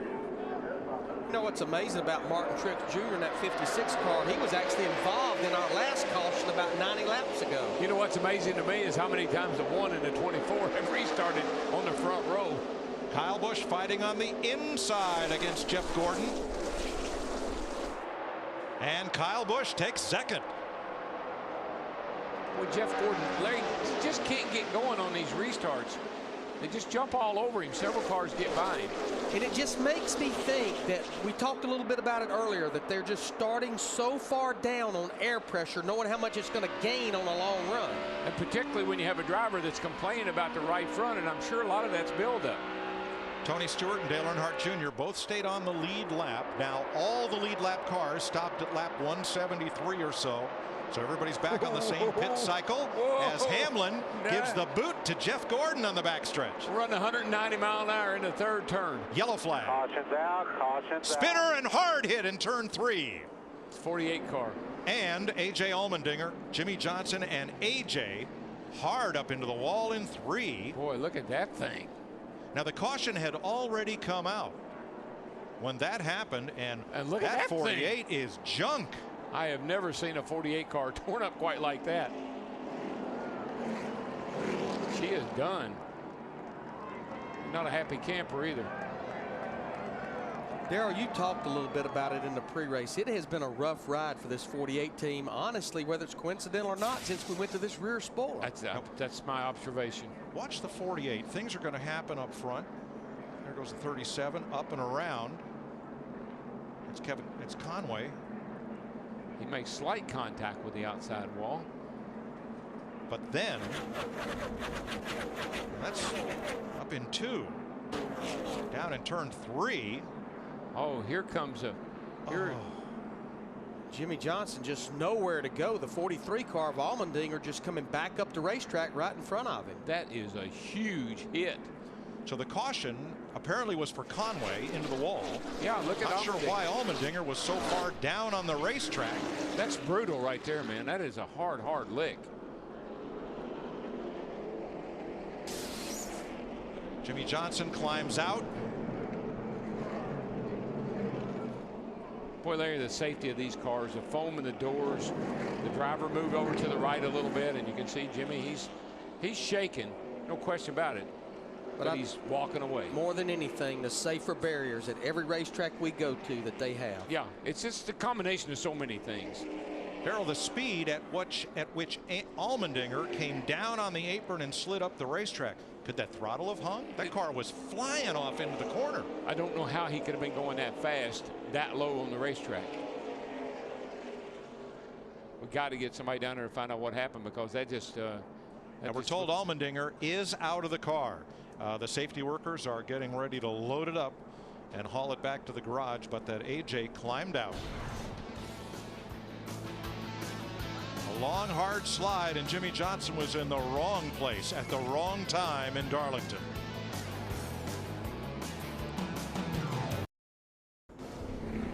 Time for an AT&T race break here. We are live in Darlington nearing the halfway point and under caution, 90 laps in. Jeff Gordon taking the lead, and for Jeff Gordon, it's the 6th consecutive race that he has led in. He's, of course, yet to win this year. Meanwhile, Denny Hamlin working his way in front of Jeff Gordon to lead. Denny Hamlin has led some 29 laps in the race. A caution coming out is Sam Hornish Jr. We've seen people scrape the wall all night.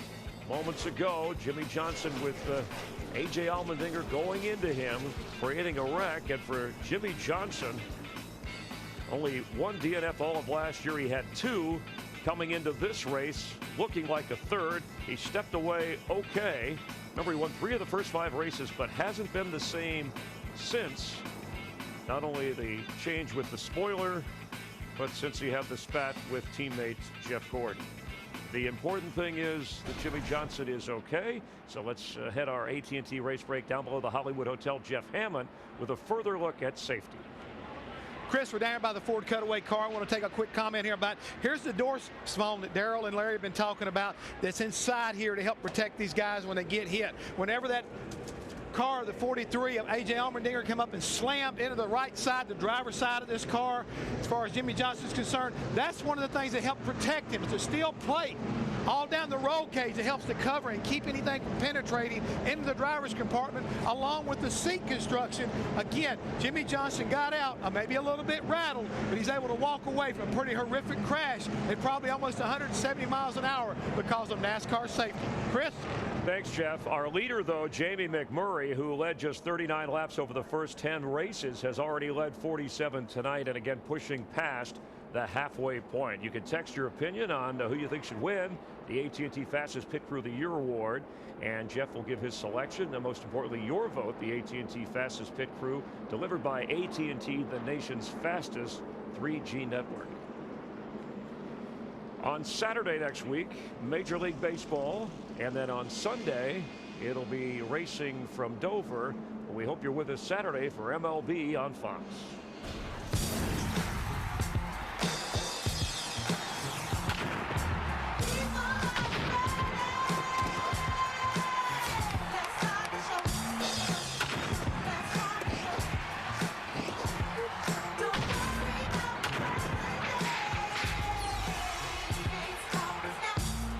Brewers, Mariners, Rays, Astros, Giants. They had a rain delay in that Yankee-Red Sox game before finally that game was concluded. New York over Boston. Good to be racing with you Saturday night. NASCAR on Fox from Darlington. Again, McMurray leading Kyle Busch, who started way at the back of the pack after winning last week, working his way back up to second currently, and Jeff Gordon running third. They've had a lot of trouble this weekend.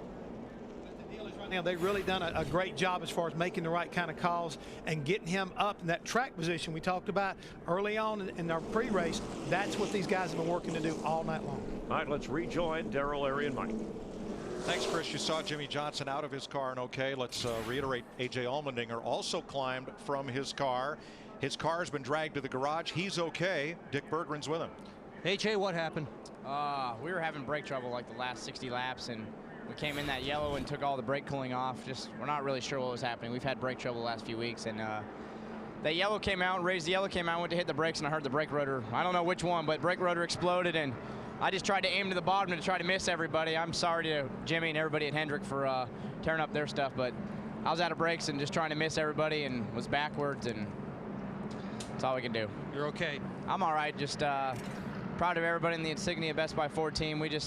Car wasn't very good. We kept fighting. I felt like without the brake trouble, we could have kept fighting and getting the car better, but I knew we were in trouble the last about 50 laps, just trying to struggle with no brakes, and it was it. Mike? A.J. Allmendinger, a rising star at Richard Petty Motorsports, out of the race tonight. Jamie McMurray leads from Kyle Busch and Jeff Gordon in third spot. Let's get down to Gordon's pit and Steve Burns. Mike, with Steve Letarte, the crew chief, and I heard Jeff say this car was ugly on that last run, but you said the good news is we're just halfway. Yeah, you know, you find National Guard Chevrolet's been real good all weekend long. We started the race, we were real good, but, you know, as you can see, man, it's really cooling down, and I think the track's okay. Just green flag pit stop. I think we had our air pressures. They're just not great for green flag pit stops, but that's okay. I think we have an okay car. Still a long way to go. Thanks, Steve. Thanks. Mike? Prior to tonight, Jimmy Johnson had completed all but 2 laps in his Darlington races here. He's now out of the race. Dick Berggren's with him. That was one hard hit. Are you okay? Yeah, I'm fine. I still have to see where it even came from. All I know is last minute I saw a green bumper and it was a hard hit. So unfortunate. I mean, we had all kinds of issues tonight. Got caught up in a lot of little small things, but still had a very fast race car, and I think we could have salvaged a top 10, top 5 today, but it's too bad. I've got to go back and watch the video because I have no clue, and I guess it was AJ because he came and apologized to me and said his brakes failed or something, but I don't know if he was behind me or where he was, but he came in there hot and hit me hard. It's Darlington. Wild stuff happens here. We're glad you're okay. I was just surprised when he said he had brake trouble. I guess he had some brakes, but not enough to slow him down because saw the tires sliding. It appeared to me that Maybe some of the tires were locked up and maybe had a brake problem a lot like Clint Boyer did. A few pit stops under this, the 6th caution flag of the night. Matt Kenseth is in. Ryan Newman, David Rudiman, and Paul Menard are those who choose to pit at lap 187. We're just a little past halfway at the track that has proven tonight for some drivers to be way too tough to tame. Darlington, South Carolina.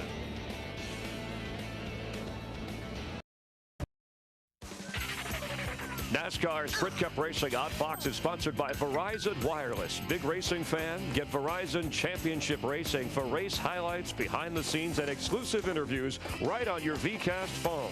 From the network with the most 3G coverage, Verizon. The Southern 500 has always been one of the greatest races for any NASCAR driver to win. In the spring and fall races combined, David Pearson captured 10 checkered flags here at Darlington. Dale Earnhardt 9, and Jeff Gordon leads all active drivers with 7. Darrell, you won the Southern 500 in 1992. It happened to be the last one of your 84 Sprint Cup victories. It was quite a thrill. I was just so afraid I was going to go through my whole career and not win the Southern 500. And every driver will tell you, it's like the Daytona 500 or the Coke 600. You got to have a Southern 500 trophy to go with all those others. Greg Biffle is the free pass car on this caution flag, the 6th of the night. So we will restart with 22 cars on the lead lap. Jamie McMurray, Kyle Busch at the front. Kyle started 43rd. He has not yet led tonight. I think that may be about to change. Well, we'll see if he's got that restart magic like he had last week. Green flag, and McMurray comes out firing on all cylinders. I tell you, that McMurray has been on it. He's been like a jackrabbit taking off tonight. You see Kyle Busch fights that outside around Jeff Gordon there. Kyle for 2nd, Gordon holds 3rd. Brian Vickers back in the game in 4th. Denny Hamlin 5th, Kurt Busch in 6th. Then Dale Earnhardt Jr., Jeff Burton, Kevin Harvick, and Martin Truex the top 10. I think that 18 car is sniffing that lead, Larry. He's wanting it. Whoa, Busch got in the back of the 11 Hamlin. Got him loose, I know that. Kurt Busch, that is, in the 2. I think what happened, Denny Hamlin in 11 had to backpedal getting off the corner. We've seen that happen so many times tonight. Yeah, on new tires. When you put new tires on these cars, this tire doesn't seem to hook up real well when it's brand new. Here's another look at it. I'm not even sure if there was contact. I believe that 11 was just a little snappy loose off that corner. Montoya all down to the apron after making contact with the 56 of Truex. That could have been big. There's not any weather in the area, is there? These guys are racing like the race is going to end here any time. These guys were battling for 10th right now. They say it's cooled down outside, but it's picking up out there on the racetrack. Well, and you know what? I can tell it's cooled down because Kyle Busch in that 18 car, he just ran his fastest lap of the race. In fact, McMurray just ran his fastest lap of the race in that one car. So did Kurt Busch, Jeff Burton, Martin Truex, Harvick, and Earnhardt. Business so picking up. That's 8 of the top 10, or 7 of the top 10. And that's just grip. That's just more grip. Krista. In the box with Lance McGrew. Lance, Dale Jr.'s been having a lot of fun on the radio. Fun in Darlington don't usually go hand in hand for him. How has the track been changing? I have absolutely no idea what you just said. Dale's doing a great job. We got behind a little bit earlier. We had a cut right rear tire to get off sequence. Lucky for us, but after we pitted, everybody cycled through. We got back on the lead lap. Car's been real good. This is the first time we put on 2 tires. It's been a little tight, but Dale's doing a great job, and all the guys at pit road are doing a great job for AMP and National Guard. Thanks, Lance. Earnhardt in 9th place. How much fun is he having? We listened in. Well, I wish we'd have got 4 tires. God dang it. I'd rather figure it out now than later, bud. Got to figure out what it'll do, because 2 tires is going to win it. 4 tires is not. No tires. How about that, Dunn? Will Dunn win it? It did last year. Interesting conversation of strategy as Tony Stewart is off pace. He just hit the wall off turn 2, Mike, big time. Almost spun the thing out. It come around the back, slammed into the wall. So the trials and tribulations of this 14 car of Stewart continues here in 2010. So Darrell, what is he taking a lap to see if he can still drive it? Well, he probably doesn't know how badly it's torn up. And so right now he's trying to feel it out, but it's torn up pretty bad. I think he's going to have to come to pit road.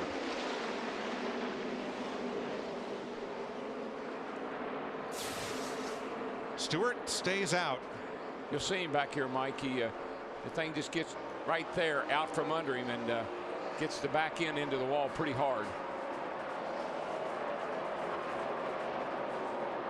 There, it looks like that shoved that spoiler way over to the left out in the wind. Yeah, I think that's what he's going to have to come in and work on. He's not going to be able to drive it very fast like it is. And that's what I've been watching, because that's what we saw with all those cars that hit the wall in practice yesterday, is it was knocking that spoiler over to the left. It's kind of ironic to me how it goes, though, isn't it? Guys, I mean, all the trouble we had here through the weekend on yesterday was off turn 4. Tonight, it seems like turn 2 is giving everybody a lot more trouble. Not only is it knocked over, you can see the right front corner is turned in. It's going to be a handful to try to drive this way. Their hopes, we get a caution and they can stay on the lead lap and get to pit road. Well, that's what he's going to do. He's going to ride there until he gets lapped, and then he'll come to pit road, which I think he needs to come on now, though, with the damage he has. Stewart has fallen to be the last car on the lead lap, 22nd position. Matt? Mike Stewart has said absolutely nothing on the radio. Spotter Bob Jeffrey gave him a couple different updates to let him know. Oh, around he goes. Stewart trying to ride it out, spins it in the front straightaway, and he gets the caution he hoped for. Sam Hornish around on the front stretch. There's something has come over this racetrack. All of a sudden, cars are hitting the wall, cars are spinning out. It's like some big change. It's like the lady in black has stepped on her hem. I think she woke up. Now well, we got 2 of them. This was the beginning of the caution right here. Tony Stewart, you can see the car go up the hill, gets loose. He's going to spin down onto the apron, and this brings the caution out right here. But at the same time, almost simultaneously, the 77 car of Sam Hornish Jr. coming off of turn 4 gets loose. You can see totally by himself, and he's going to spin out. And that definitely is going to bring the caution. But the good news is Tony Stewart in the 14 stays on the lead lap right now. I don't know how Sam's driving that 77 car. Remember how badly it was torn up a few laps ago, wrecked off turn 2? Carl Edwards will be the free pass car, and Tony's been in free fall. He has lost 10 positions in the Sprint Cup standings in the last 4 races.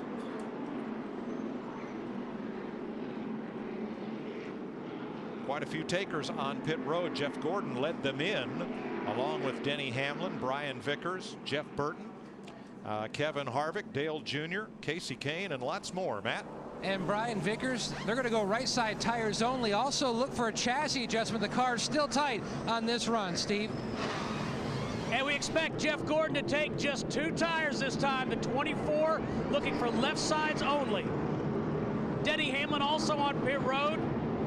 Jamie McMurray electing to stay out. Right sides for Hamlin, and he wins the race off pit road.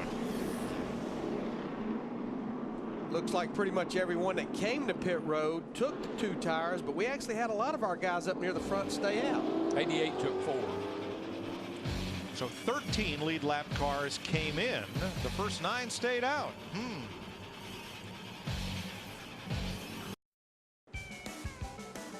Well, caution 6 for Sam Hornish happened here. 6A for Allmendinger down there, and caution 7 right behind the blimp for Sam Hornish and Tony Stewart. From our aerial coverage from DirecTV, for the most sports on HD, call 1-800-DIRECTV.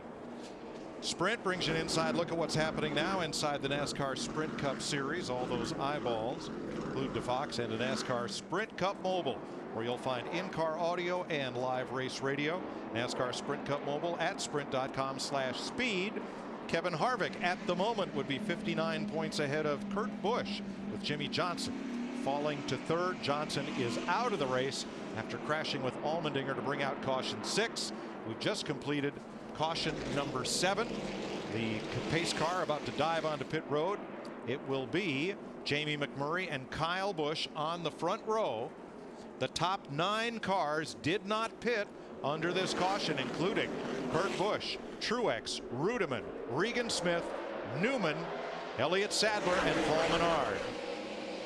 Back under green, and again McMurray has been the restart king tonight in Darlington.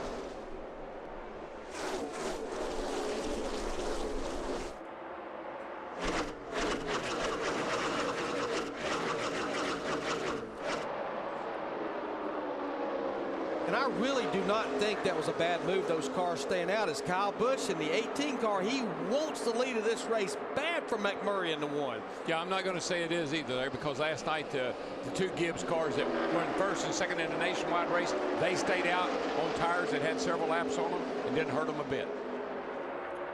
Once again, back straightaway. Busch to the inside. Can't. Now he gets a fender alongside McMurray, who lets him go. Yeah, you got to let him go right there. You can't take a chance of getting a slide job that doesn't work too good. And while those guys were going at it, that 2 car of Kurt Busch, he wants in the mix. 5 points. Good job. Contact between Casey Kane in the 9 and Juan Montoya in the 42. Boy, Juan is just having an adventure here lately.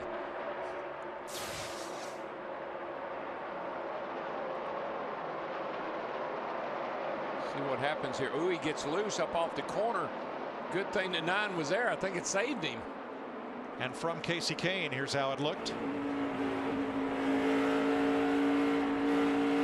clear behind him. Still clear behind him if you need it. It's almost like Outside, Casey Kane right rear, still there. anticipated that happening. Right outside. Still there. Clear on the 42.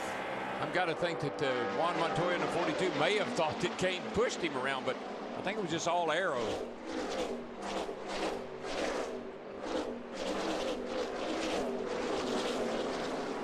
Montoya underneath Kane again. That's Paul Menard just ahead of the 98.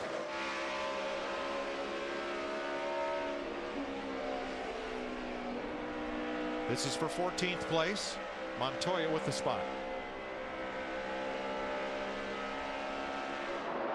Kyle Busch out front for the first time tonight. Dick Berggren in his pit.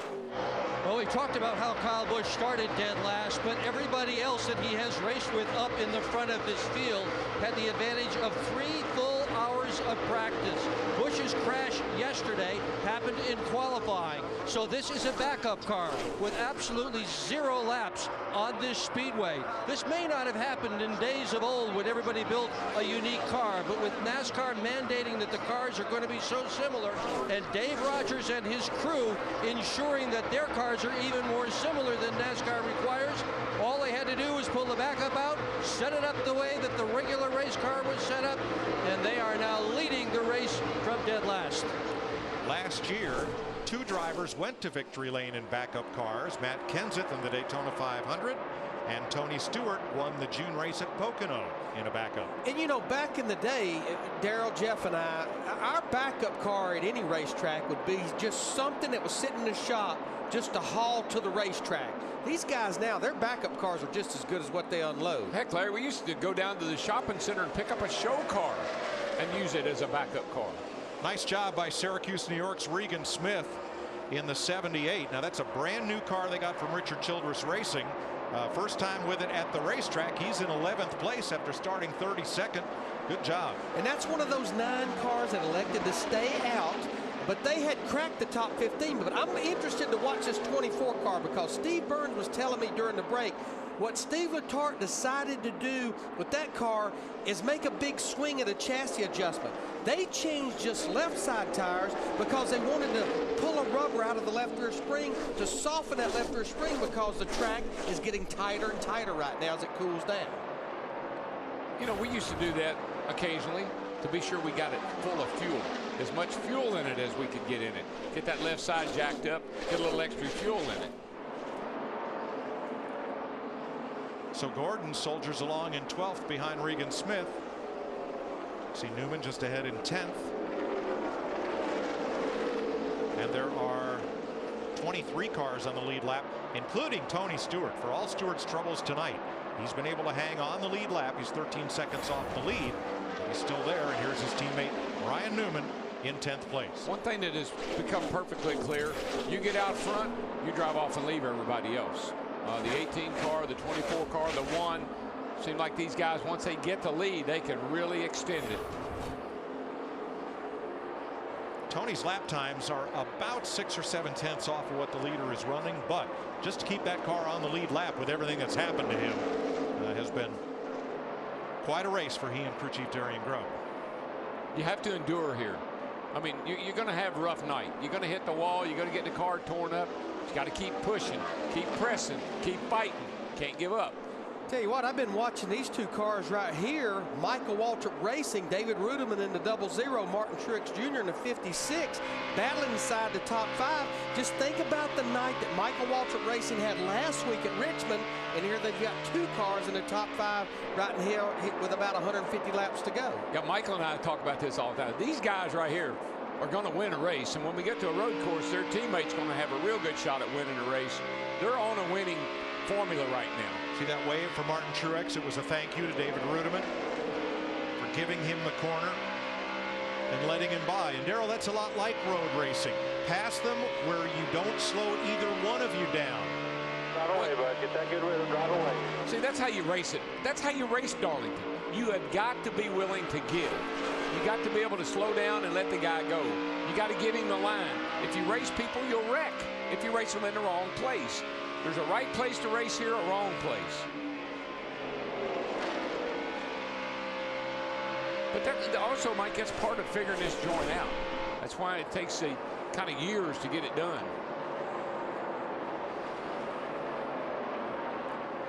Jeff Burton and Denny Hamlin 6th and 7th. And again, running a little bit off the pace set by Kyle Busch and Jamie McMurray, but they have been in contention all night long. And you know, we saw in our telemetry cars hitting 190 miles an hour into turn 3 in qualifying. I just noticed a few of these cars are showing glowing red brake rotors. And we've heard a number of guys say that they're having some brake issues. I think these guys are using more brake than they anticipated. Well, we know Allmendinger had a brake problem. We also were getting a report that Casey Kane in the 9 and Matt Kenseth in the 17 was complaining about brake issues. When you're going that fast down the straightaway into that turn, you got to roll it up or you'll do like Robbie Gordon did. You'll be in the fence. Next Sunday, Dover, Delaware, and that's another momentum track around the concrete of the Monster Mile. Dennis McGlynn, all the folks up there always very hospitable, put on a great show. We'll all be worn out from the Autism Golf Tournament on Thursday and the Dover Tournament as well. But we expect a good show at Dover and hope you can join us next Sunday afternoon on Fox. Now, Mike and Darrell, those 9 cars that stayed out on that last caution, like our leader Kyle Busch in the 18 car, McMurray in the 1, probably in about 10 to 15 laps, they're going to be forced to make green flag pit stops. All 9 of those cars are still on the lead lap, although not still in the first 9 positions. The first 4 cars are among those Larry's talking about: Kyle Busch, Jamie McMurray, Kurt Busch, and Martin Truex. One thing I've noticed on the 1 car, McMurray, as he comes into the first turn here, is he seems to fall back a skosh on a restart. But once they get going, he really gets to, his lap times right now are a little quicker than Kyle Busch's is. Looks like he's got a good car over the long haul. Now, Kurt Busch has not led this race, but he has his Penske Dodge up in a position to have a chance to do that. Same for Martin Truex, who's running the 4th position, and he's had a couple of skirmishes tonight. His teammate David Ruderman sits in 5th, and Jeff Burton has been around the top half dozen all evening. He's gained 6 spots in the last 9 laps. Denny Hamlin in 7th. He has led this race for 29 laps. And Brian Vickers has spent 9 laps out front. Now the next car, Elliott Sadler in the 19 car, running in the 9th position. That's one of those cars that has not pitted since that 173, but a good run for Elliott Sadler. That group needs a run like this. And Mike, as we watch these cars go around the racetrack, you can see, folks, there is no margin for error.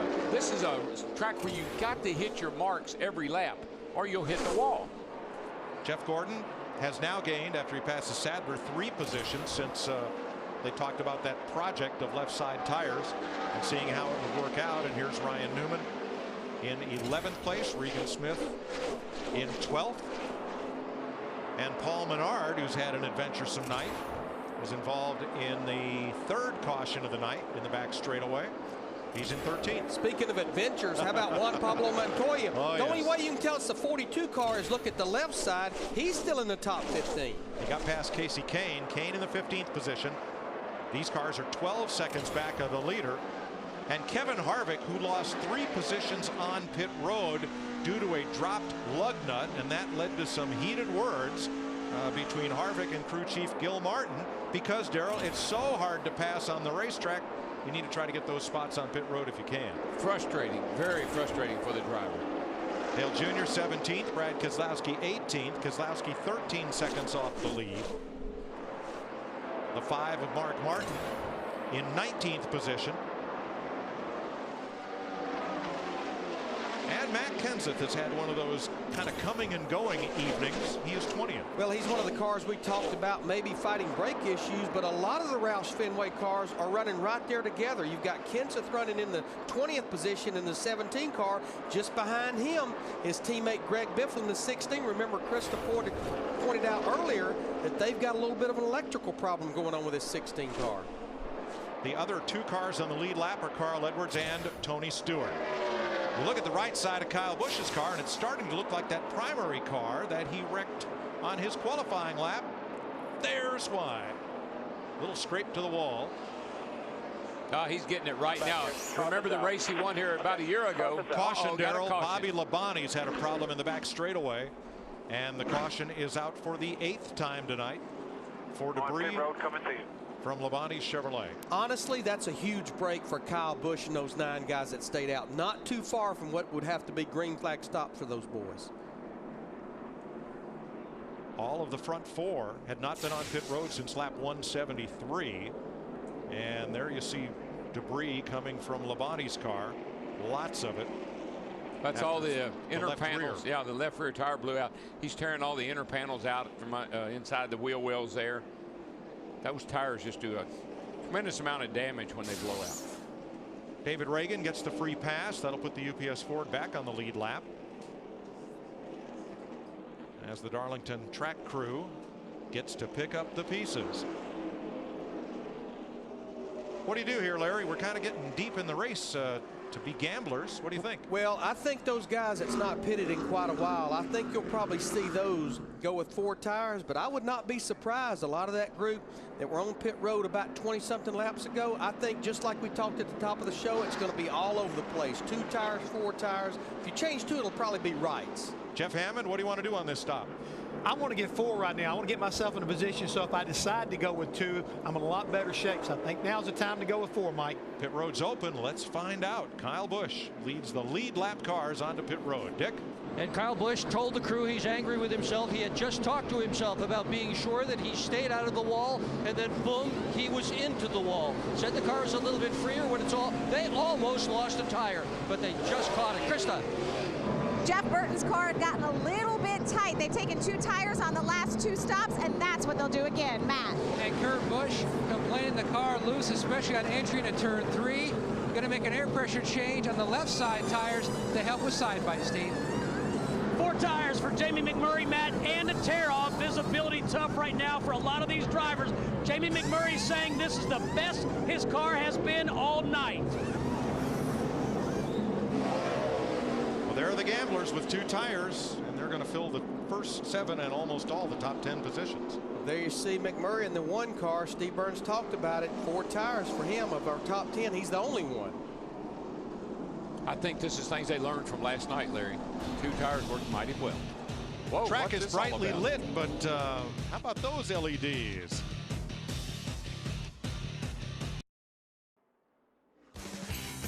NASCAR Sprint Cup Racing on Fox is delivered by UPS. Log on to ups.com/racing to enter the UPS $100,000 Trackside Challenge. Getting ready to restart. Kyle Busch had come in for 2 tires. He went back out on the racetrack, and guess what? The left rear went flat. He had to come back in. They put 4 tires on and handed Kyle a bottle of water. Yeah, when he came to pit road just a little bit ago, all they changed was right sides, and of course it's the left rear that you see is pretty flat. That's kind of a gamble, Larry, if you take 2 tires that you didn't run over something with all that debris out there. But what a break they called it. Oh, well, yeah. They didn't. Juan Montoya was right behind Busch. He spotted it, told his spotter, who ran over to Busch's spotter, who brought the 18 in. Coming to green. Let's get Kyle going here. Will be the last car on the lead lap. He'll be 24th. David Rudiman, Jeff Burton on the front row. Montoya with Jeff Gordon, Harvick and Newman, McMurray, Keselowski, Earnhardt and Hamlin the top 10. Green flag with 24 cars on the lead lap and 1:36 to go. This is big. This is going to get big, guys. Oh, Truex did not go, and they stacked up. Somebody ran. There was people running over each other all back in there. You see the 6 cars smoking. Something's wrong with the 56. We stay green. But yeah, that's what started it all. Was the 56 had an issue. He couldn't go, and man, they backed everything up. And now debris in the first turn. The caution will wave over Jeff Burton, who was the race leader and took off. Let's show you the restart and the scatter effect from the DirecTV blimp.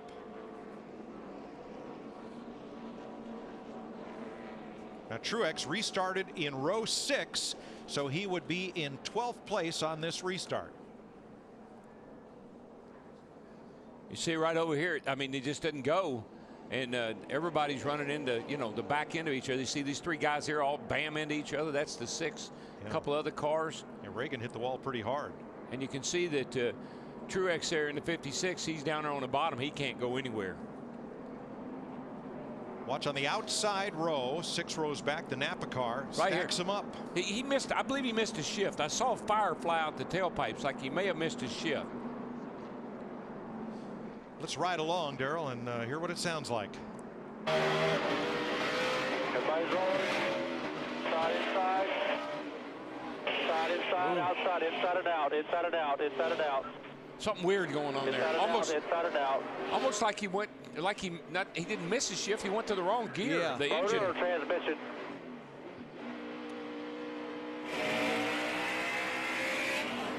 Check up. Still crashing. Get around these guys. Come on, come on. You're all good. Still green. Still green. Got one inside. 2 wide. Door. Left rear. Clear. There will be pit stops. Tony Stewart, David Reagan, Sam Hornish, and Kyle Busch. Dick? Well, the number 56, Martin Truex, is on pit road. Mechanics are underneath it, working in the transmission area. Kyle Busch is right in front of him, and they're trying to fix sheet metal on his car. He must have gotten into somebody in that dust up from Truex on back. Yeah, there were so many cars that were running into each other. I'm sure he was one of them. Poked a hole in the nose. And why is it so important to fix that? Well, the speed you're running here, the nose of that car is so important for front downforce, which is the grip of the front tires, plus as far as aerodynamic drag, the speed you're running here on the straightaway. I mean, like we said a little bit ago, you're running almost 190 miles an hour down that back straightaway. You got to plant that nose or you're going to be in trouble. And Larry, take a quick look. They're using a propane torch to try to mold that bare bond to the nose and make it more efficient. Well, they heat it up a little bit. It's going to grip the nose quicker. That's the whole goal. Exactly right, to make it hit the shape better so it doesn't come loose and yet helps the aerodynamics rather than take away from it. Hornish and Reagan still on pit road, and here's the torch going across. The torch is passed. Yeah, this type of adhesive, when you put it in place, it's there. You're not going to move it, and then you heat it up a little bit, it just makes it adhere even better. Back in the old days, it was barely bond. Now it's bare bond. A long ways to go. We'll get our lap back here and fucking go get them. Get it unstuck, guys.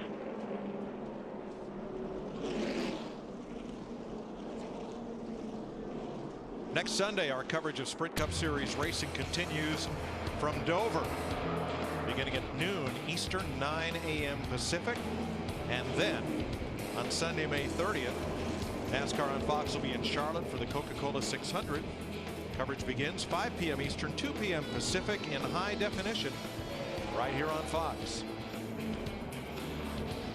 It's not an extra 100 miles of racing in Charlotte. It's an extra 100 miles of excitement because that's a great race. Now, we don't get a weekend off there because remember the all-star racing. It will be on speed the weekend between Dover in the Coca-Cola 600. It's a big month for the city of Charlotte and the sport of NASCAR. NASCAR's Hall of Fame opens Tuesday, and that's been a long anticipated event, one we're very much looking forward to. And then on May 23rd, we'll induct the inaugural class into the Hall of Fame. The month of May is a racer's delight.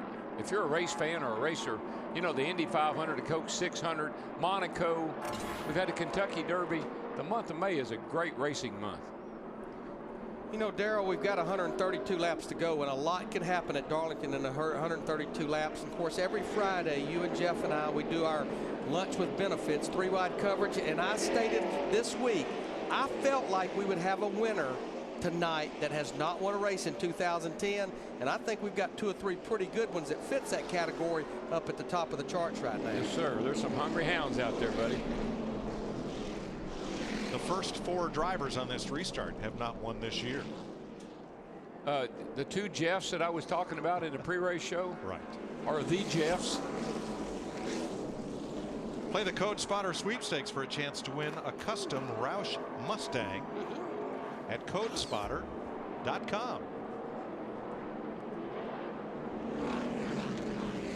131 laps to go, at least one more pit stop. I'd say if we stay caution free, and I know it's not like I'm kidding, yeah, but that's wishful thinking. Well, with the strategy we're seeing, I think we're definitely looking at maybe a 2-stop race to get to the end of this thing, because it just looks like that track position. And it's not because of aero push or any of those things. This place is hard to pass. It's narrow. Right now is your best opportunity to pass somebody, if you can just get by them without running over them. So everyone has at least 2 fresh tires as the Camaro pace car goes to pit road. Jeff Burton and Jeff Gordon bring them down for the restart. It'll be 130 laps to go as we go back under the green flag. That was a pretty good restart by Jeff Gordon that time. He drops in second behind Burton. Nice job. Drive away from it. Rudeman third, Montoya fourth, and then it jams up a little bit back where Kevin Harvick is, side by side with Jamie Mack behind Ryan Newman and just out of the top 5. We got a new player in the top 10. You see that 12 car, Brad Keselowski, sitting up there in the 8th spot right now. And you know what I like about him, Larry? I don't think we've mentioned him much tonight at all, and that means he's kept his nose very clean. Truex tried the inside on Joey Logano, trying to grab spots anywhere you can. And what Martin Truex Jr. in that 56 car is trying to do is pass Joey Logano to be the first car lap down. Should we get the caution, gets the free pass. Hello. Elliott Sadler, the 19, trying to get out of harm's way. Harm being the 9, the 8 of Casey Kane, the 18 of Kyle Busch, and the 83 of Brian Vickers. That was interesting, because it looks like that 18 car, it didn't look like he was carrying much speed, but he got out of that hole pretty good, and he's all right now. That's a heck of a fight for 16th place. It really is. The front 4 cars have not been to victory lane since. For Jeff Burton, it's been 51 races. 39 races for Jeff Gordon in second. 34 races. That's last year's Coke 600 for David Rudeman. And 102 races for Juan Montoya. Hungry? You bet. And when I think about 2 of those 4 cars, actually 3 of them in particular, but Gordon and Montoya, they have fast race cars every single week. They just have not went to victory lane this year. And here's what I'm watching. I'm watching the front of the field, the top 10. I'm watching it slowly pay off for the veteran drivers. You got Burton and Gordon up there, and then you got Harvick, who's pretty good here, as we well know. But you slip on down here to Kurt Busch in 10th, and Mark Martin is slipped up to 11th place here, quietly doing it. There's how long it's been since the last visit to victory lane for our front 4. Krista? Well, I mentioned that the last 3 stops, Jeff Burton and crew chief Todd Berrier have elected to take 2 tires. Speaking to Todd Berrier today, he said 4 tires, I just don't think it's going to work. It doesn't make any sense for Darlington, but nothing this weekend makes any sense. Well, I think a lot of them paid close attention to that Nationwide Series race last night. Like Darrell pointed out, they run the same tire, and I think they learned a lot from what they saw there. This is a heck of a tire. It just doesn't have to give up, and you don't need 4 of them to be good. Richard Childress Racing with 2 cars in the top half dozen. Kevin Harvick just made a run on Ryan Newman for 5th, and then dropped back in line in front of Hamlin. Their other teammate, Clint Boyer's been in and out of the garage all night and is 36 laps down. Brake problems. Let me correct myself. You need 4 tires. Yes. You just don't need 4 new tires. Hamlin makes the pass. He comes up to 6th. He's on his way back to the front. Yes, he is. But just talking about how much grip this racetrack is getting, Jeff Burton, the 31 car, our leader, just a couple of laps ago, not only cut the fastest lap of the race that he's run, but the fastest lap of the race, period. 16th place. Quite a battle. Greg Biffle in the 16. Brian Vickers 83. And their lap times are well off the lead pace because they've been fighting each other for position. Oh yeah, they're just and here comes Martin. They're slowing each other down is all they're doing. Somebody needs to yield here. Well, you can really hear him having to pedal that throttle on the exit of the corner. And you see that little orange dot way up in front of him right now. That's Joey Logano in the 20 car. He's the first car 1 lap down. Quick update on cars out of the race. Jimmy Johnson crashed with A.J. Allmendinger. Johnson's out. Allmendinger in the garage under repair. Also out as you watch Martin Truex and Casey Kane go at it. Robbie Gordon in the garage. And out of the race, Todd Bodine, Michael McDowell, J.J. Yaley, Dave Blaney, and Reed Sorensen. These guys were going at it pretty hard there down the straightaway. You know, last week Casey Kane was having an issue with Joey Logano. They had a battle for several laps. Now it looks like he's going to have a kind of pretty good battle going there with Martin Truex tonight. Now Kane's a lead lap car. He's in 19th.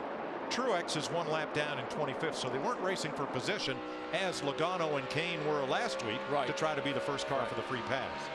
Here comes Hamlin. Larry, and I think we mentioned in the opening of the race here that the 2 cars that people said really look good and keep your eyes on are these 2 cars we're watching right now. That 11 FedEx car with Denny Hamlin and the 39 car of Ryan Newman. People were saying those were the 2 best cars out there, they thought. Newman trying to hold off Kevin Harvick now for 6th. Kevin started back in the 35th position, worked his way up to the top 15, and now he's been inside the top 10 for a number of laps. Yeah, he lost a good bit of time, as we said, on that 1 pit stop there. But here he is. He's fought his way right back up into the thick of things.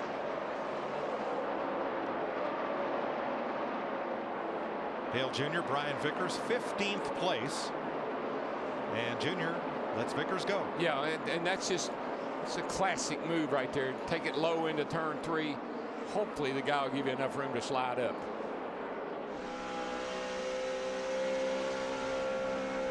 Harvick keeps nibbling away at Ryan Newman's position. Can't make the pass for 6th, though. Harvick settled in here in 7th for a while. But one thing I noticed about these cars, ever since they went to the rear spoiler, these cars have a lot more rear downforce. And they just seem like they get into the corner a lot faster than they did with the wing. Cars are a little easier to get into the corner with a little more speed. And there you saw Ryan Newman back out of it early, allow Harvick the entrance into the corner, so neither one of them is slowed down by the pass. Smart racing at Darlington. 117 laps to go in the Showtime Southern 500. Jeff Burton leading Jeff Gordon by 0.8 of a second.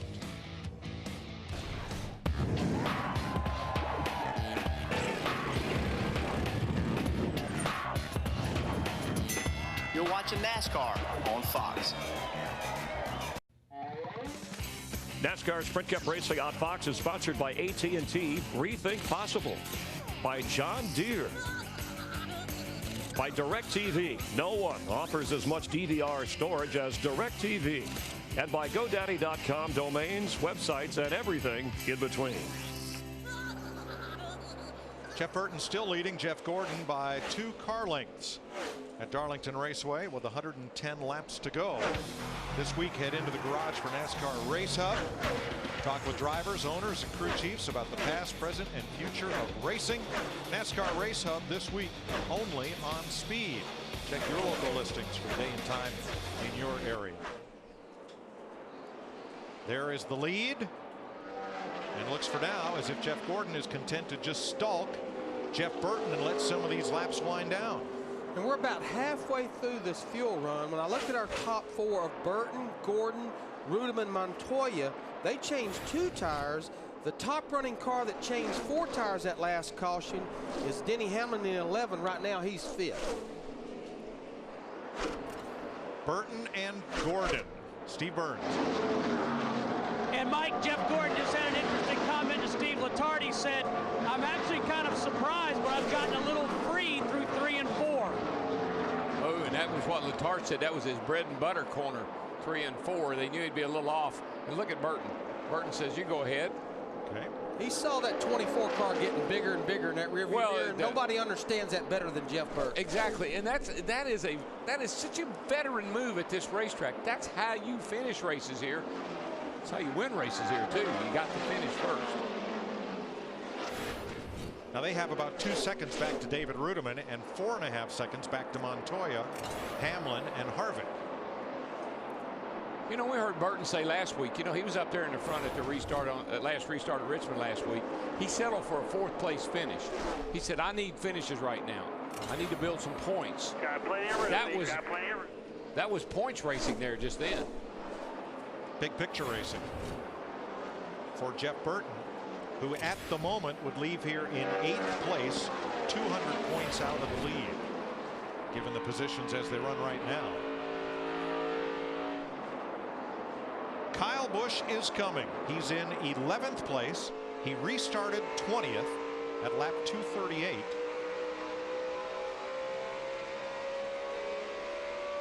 he's about to try Mark Martin for 10th.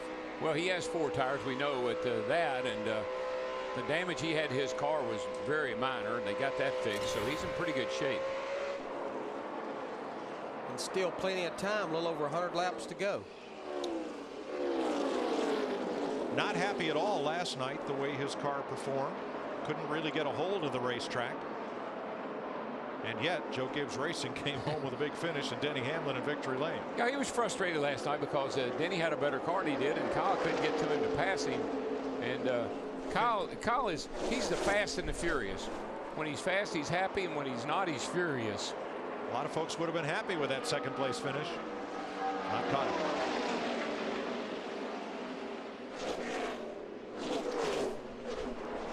But I look right behind Kyle Busch in that 18 car, and we talked about him earlier. Regan Smith in the 78, sitting back there in 12th spot, still well up in the top 15. David Stremme trying to stay on the tail end of the lead lap. And Jeff Gordon will put him 1 lap down for the 2nd time tonight. Well, Larry, it's the same song and about the 5th verse. Jeff Gordon has the best car tonight. Can he? Can he seal the deal? Little wobble right there.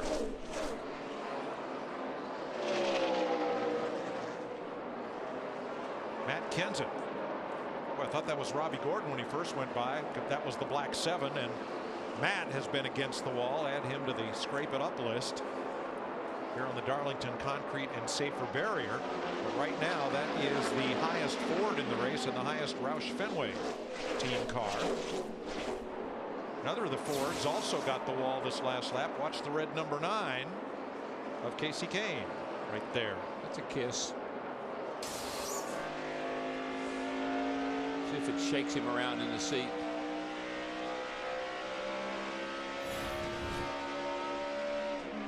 Matt? And Casey Kane, you can see him working the wheel. He was telling Kenny Francis, I just don't know what else to do. The car is absolutely plowing. It has been a good night, though. On a personal note, his World of Outlaw team swept Eldora, Paul McMahon tonight, and Joey Saldana last night. So good times in the dirt, but he still is trying to work on this pavement car.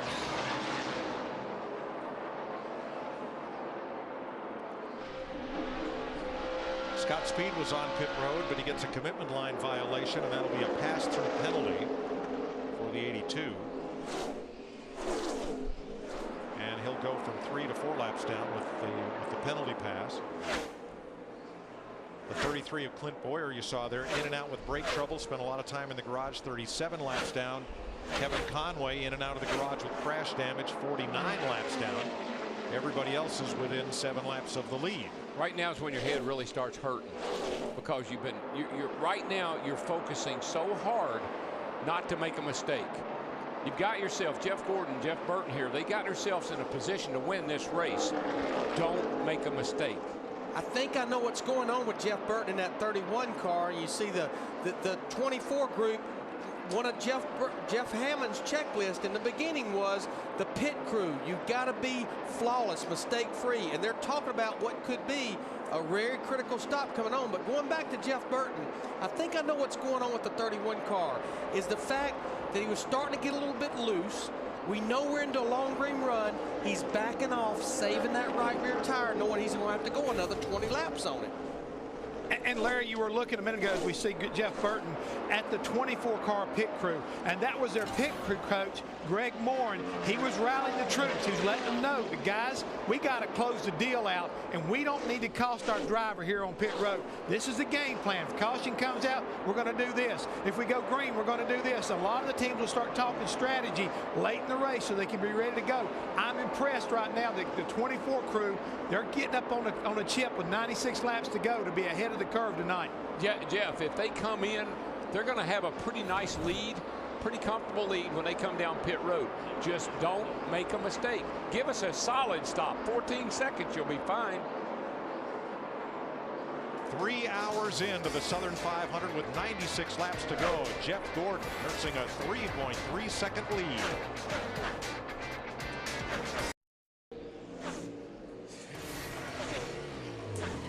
Like that scooter, you could win it and other cool prizes, including a VIP race weekend. Log on to ups.com/racing and enter for your chance to win.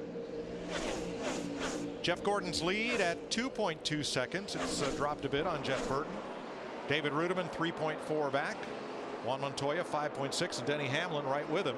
Jeff can't get around his 34 car. He's been following him now for a number of laps, and we've seen this before. It really cuts into that lead when you get held up like that. Well, Travis Quapple in the 34 was trying to stay just 1 lap down, hoped to get a caution. Now he will go a 2nd lap down. With 88 laps to go, let's get downstairs for our DirecTV pit whip and begin with Steve. Mike, Denny Hamlin trying to sweep the races here in Darlington. He just said, I'm too loose in getting in the corners. It's the loosest I have been all day. Denny right now in the 5th position. Matt Yoakum. And Kevin Harvick trying to reel in the 42 to gain 1 more spot, chasing that 11 in the head-to-head. Now Harvick says the car has been free most of the night. They've made a number of changes, haven't quite got it where he totally needs it. The next stop, Gil Martin is also going to put on a set of scuffs and see if that helps him with the forward bite issue that he's been looking for. Dick? Well, Martin Truex had a good start to the night, got involved in a crash, worked his way all the way up to 4th, and then suffered a driveline failure. Backstretch. A big crash involving Bobby Labonte and David Gilliland. And that'll bring out caution flag number 10. And that'll be the night for Gilliland. Look at that. You got water coming out of the overflow up here by the windshield, fire coming out the tailpipes. If he could get that turned down a little bit. Yeah, now all we need is driver out of car. Yeah, well, he fires it up. That takes care of it. That's just raw fuel. And he's going to drive it in on the rim. Let's watch this one unfold from Mark Martin's view.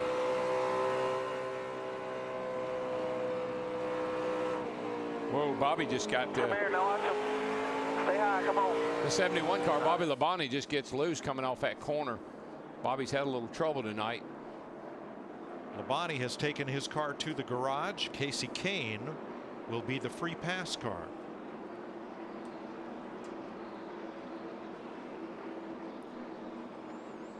Larry, what's this do to your race strategy? Well, I was just sitting here studying. We've got those 9 cars out there. They have not changed left side tires since way back on lap 201. I feel like the right call with 85 laps to go is give me 4 tires. You're still going to have to make 1 pit stop, but I think 4 tires would be the way to go right here. Jeff, how about you? But Larry, I'm going to tell you something right now. The 18 car Kyle Busch, he's got 4 tires. Now's a good time for him and Dave Rogers to gamble. I'd put 2 tires on the 18, get track position, and then kind of see how the race played out. All right, Hammond, we were thinking alike. Yeah, I'm with you, baby. I agree. The cars that changed 4 the last time, they can go with the 2 tires. It's those 9 cars that changed 2 the last time. They're in a little bit of a box right here. I agree. But that 18's in the catbird seat if everybody does what they should do. What will they do? Time to find out. Dick Berggren. And David Rudiman comes off the racetrack. He had been running into third position. They've called a 4-tire change here. The goal tonight, keep the car out of the walls. So far, so good. The car has been loose all night long. Krista. Jeff Burton has had these lefts on since way back on lap 146. So yes, it will be a 4-tire change for the 31. He had also been getting 2 loose in 3 and 4. Steve. Krista, Jeff Gordon slides into his pit box, clean entry in. They debated 2 or 4. They're going to take 4. He says the car is best has been all night. Meanwhile, Denny Hamlin, bottom left of your screen, 2 loose all the way around, half-pound out of both rear tires, and a track bar adjustment down. A little bit of a slow stop for Gordon. 4 tires for Hamlin. Looks like Kyle Busch will beat McMurray off the end of pit road. See, McMurray was one of those cars like Kyle Busch that took 4 tires the last time, but as you can see, a lot of them elected to go with 4 here with 80-something laps to go. See, the timing was perfect to take 4 tires the last stop, so you could do this for track position now. Here is a look at Jeff Gordon's pit stop as we're 84 laps to go, and the game has changed in Darlington.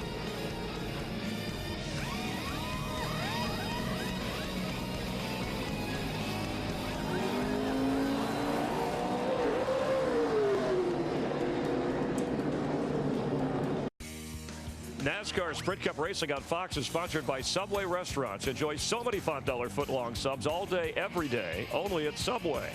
By Nationwide Insurance. Call or visit us online for a quote today. By Toyota. And by Sprint, proud sponsor of the NASCAR Sprint Cup Series.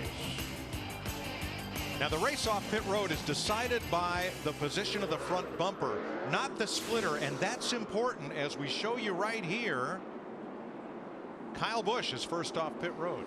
And what's interesting, Jamie McMurray is the last pit leaving pit road. Kyle Busch is the second pit coming in. So when we said he cleared him by a bumper, that's what he cleared literally. Busch and McMurray row 1 for the restart with 81 to go. Hamlin, Jeff Gordon, Burton and Rudiman, Montoya, Kurt Busch, Vickers and Harvick. Here we go. Here they go. 18-11 teammates pushing each other off into the first turn to go 1-2. Different paint jobs, but it looks a lot like last night with 2 Joe Gibbs Toyotas out in front late in the race. Think about it, Jamie McMurray last night was right up in the mix of those guys. He ran third last night. He's third right now. Harvick trying to make some noise on the bottom. So is the 42 of Montoya. Got a little wad right here, boys. A little tight getting down into turn 1 here. Let's see what happens.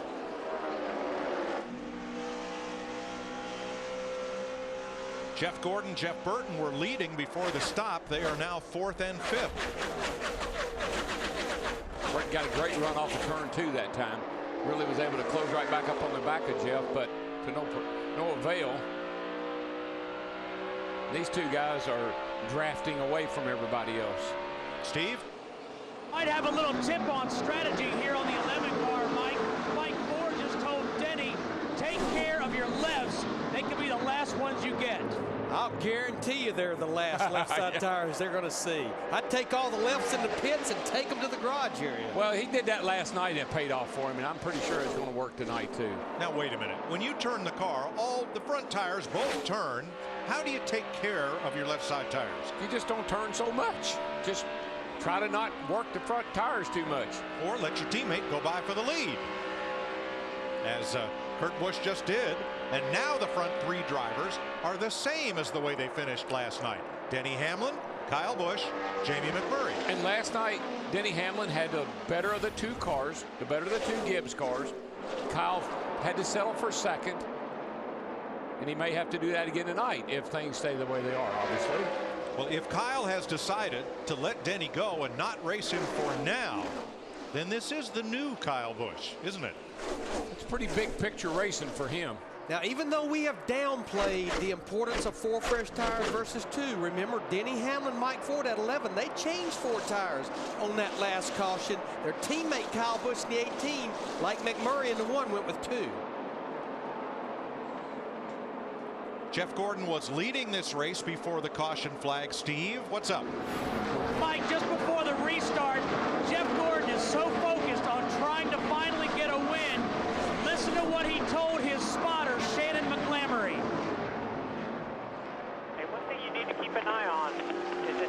brushes the wall, you know, just look at the damage, because it's only a matter of time before they're going to blow a right front tire. You know, I understand what he's saying, but in all honesty, tonight I haven't seen anybody blow a right front tire from anything, really. Yeah, the only one we knew of was early in the race. Michael McDowell actually cooked the bead on the right front tire, a lot from brake heat. Now there's been a fierce battle between the two cars trying to be the first car one lap down. The 56 and the 20. Martin Truex, Joey Logano were going hard at it. Logano had the position until this. This had been going on even before that last caution. Whoa. Logano actually gets into the wall hard. I'm not so sure that Truex in the 56 didn't nudge him just a teeny bit right there. I'm not sure. It's hard to say, but I think he did. Doesn't take much here. Nope. The speed you're running. Well, I don't know if he did, Darryl. Kind of hard to say. But when you run up on that left rear corner that hard and you're a little bit free anyhow, it just loosens you on up. Now, Joey was slipping and sliding, and there's a little nudge on that left rear corner, just a little. David Reagan goes past. And so for now, it's Martin Truex, the first car one lap down. It's usually a pretty good guess. If two cars are real close together and one of them almost spins out or goes up and hits the wall, it may have most likely was contact. Trouble will find you here. You don't have to go looking for it. No.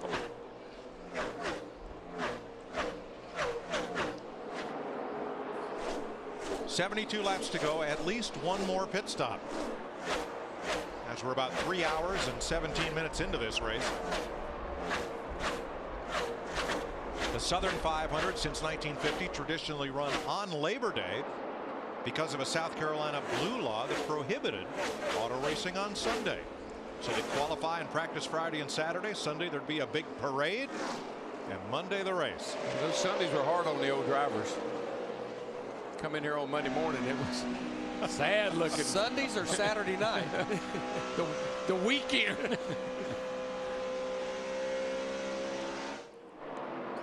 Here's Sprint's inside look at what's happening now inside the NASCAR Sprint Cup Series. Fastest lap of the race, Jeff Burton. He set it back at lap 241. And the biggest mover, no surprise, Kyle Busch, who started last and is running second. You know, Mike, you can see those two Toyotas there of Gibbs is sort of pulling away a little bit, but I still believe that the Jeff Gordon car and the 31 car, Jeff Burton, they may have something to say about this race before this thing ends, because they got two good race cars too. There's Coach Gibbs, great guy, love him, and his son JD, who operates the team. Feel pretty confident, wouldn't you? You got last night you run first and second, piece of cake. Tonight you're sitting here running first and second. Coach Gibbs said, I got this thing figured out. But you know what they may have figured out, Darryl, is you talked about the woes of the 48 team since we went to this rear spoiler. This is the 6th race for the spoiler. Yeah, the 48 team has been struggling, but when you think about Joe Gibbs Racing, they've won 3 of the 5, and here in the 6th one, they're sitting there running 1-2 right now with 2 cars. In other words, you think they like the changes that's been made? If they don't, it's a surprise they wouldn't like it. Third place is heated up with Jamie Mack, Jeff Gordon, and Jeff Burton all running about 2 seconds off the lead and running almost the same lap times as Hamlin and Busch, but not quite. Jamie just pulled down and let those two cars, with the 24 and the 31, he let them go. They're a little quicker than he was. 7th place battle. Kurt Busch trying to take the spot from Montoya. And here comes Vickers. Boy, he's been persistent tonight. He has. He's had a good car. He stayed up in the top 10 most all night. Done a nice job. Whoa, these guys are going at it hard. Montoya in the 42 and Kurt Busch in the 2. That's 2 rocks right there. Smart here. Whose spotter was that? Should have been all 3 of them, right? All 4 of them. Yes. That was Montoya's spotter, and Montoya bounced off the wall. Okay, led to 83. You're fine. Ryan Newman in the 39, part of that 4-car battle for 7. And remember, Montoya needs points. He's got to make up a lot of points if he's going to try to get back in the chase. He's had 2 good weekends. Don't mess it up tonight. At the moment, 18th in the standings. Right where he came in. You know, Mike, if you go back to our FedEx Understanding the Race, the numbers say we don't normally get that late race caution here at Darlington. And if we stay green, all of these cars will have to make a green flag stop somewhere around 20 laps to go. Right now is when you got to have it in your mind. Race the track. Race the track. Don't make a mistake. Darrell, the crews are hot. They've had it was 90 degrees during the day here. The drivers have been in these cars now for 3 hours and 20 minutes. What's the wear down factor on the driver? You're right on the verge of exhausted when you get out of this race car. Your head hurts, your eyes burn, your back hurts, your neck's a little stiff. You're right on the edge right here of fatigue right at this point in the race. You've been out here a long time. You're hot, you're tired, you're dehydrated. It's a tough night's work, boys. And those crews, they've made a lot of pit stops, and they know the next one may be the final and the most important. 64 laps to go.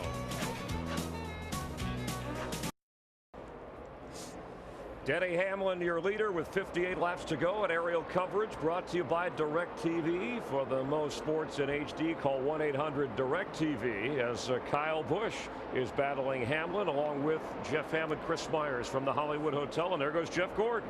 Yeah, Jeff Gordon right now, he's starting to inch up along with Jeff Burton. They just made a pit stop not too long ago, got 4 tires.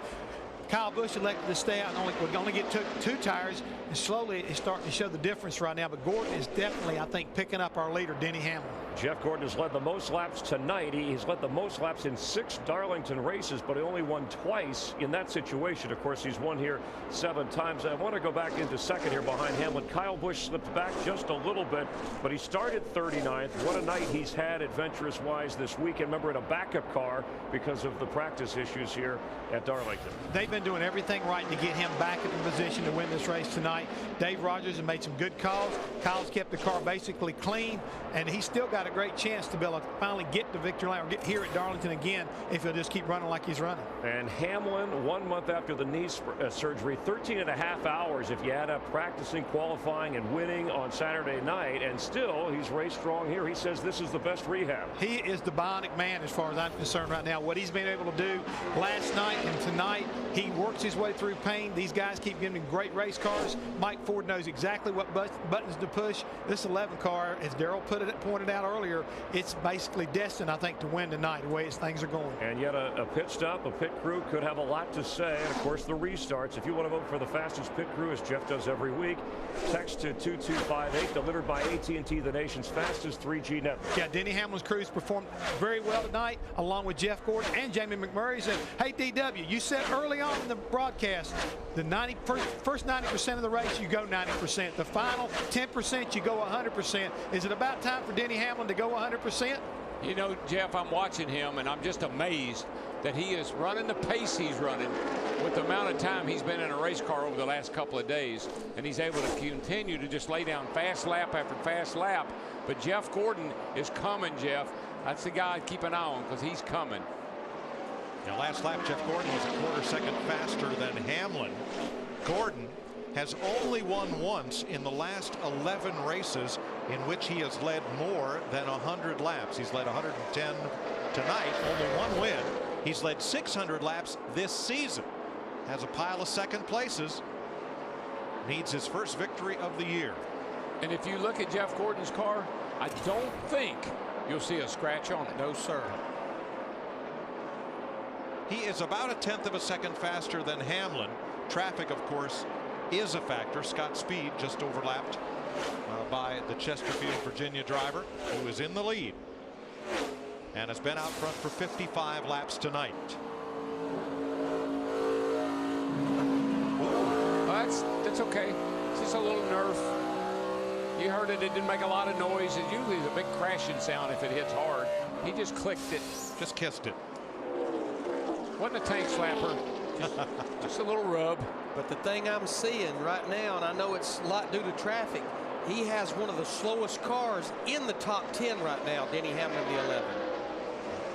Yeah, that time Jeff Gordon took 3/10 out of his lead, and then Hamlin picked up the pace. He's again one of the fastest on the lead lap, along with Jeff Burton and Kurt Busch. Scott Speed, when Hamlin had to work around Scott Speed, slowed him down just for a little bit, but he's back up to speed. Now he's got a couple other slow cars. Slow cars determine so much here. Oh, by the way, that other Jeff we've been speaking about, Jeff Burton in that 31, he's on the move too. You can see how close he is reeled in that 24 car, Krista. He has been completely quiet on the radio this run until the last lap. He just came on the radio and said, I'm just getting a little bit tight. Thanks, Krista. Kevin Conway brushed the wall. He's been in and out of the garage a bunch and is 50 laps down as a result, but he has finished every race this year. He got a little help. He did? He got a little help. Yeah, he was getting past, and I think Kevin Harvick actually put a squeeze on him. Fox Saturday Baseball next weekend, and NASCAR Sunday with NASCAR on Fox at Dover, Delaware. Here's what happened to Conway in the 37. Actually, it was the 83 that put the squeeze on him. I saw Kevin come off the corner with the Conway up against the wall there. So the 83 actually put the squeeze on him.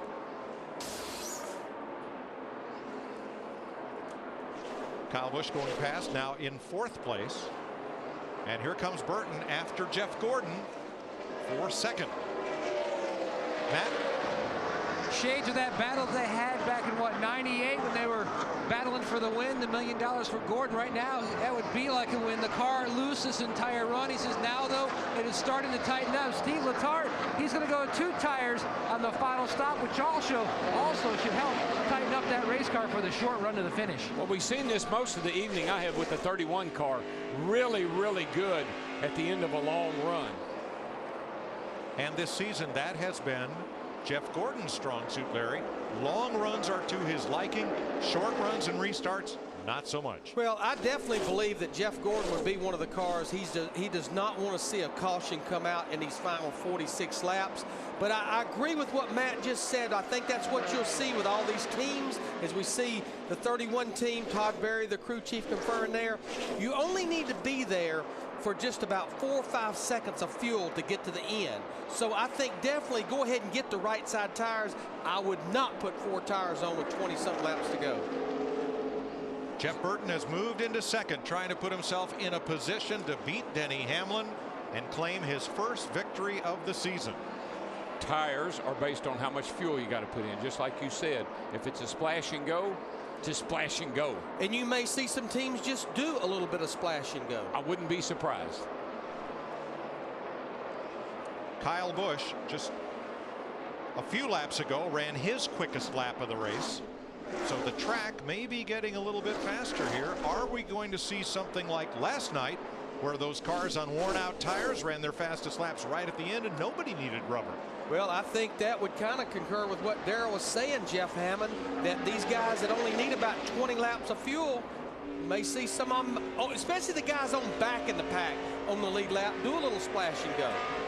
And Larry, that's a great idea if you want to try to gain some positions, but what I would be concerned about, and making sure that my spotter and my crew chief are working together on this to remind my driver, getting on the pit road here can be very tricky. You don't want to give up too much time, but you also don't want to come in, hit that commitment cone, and all of a sudden get a pass through or crash into the end of that pit wall trying to get on pit road in a hurry. So you've got to get control of this final pit stop, especially if it's green flag, and don't mess it up.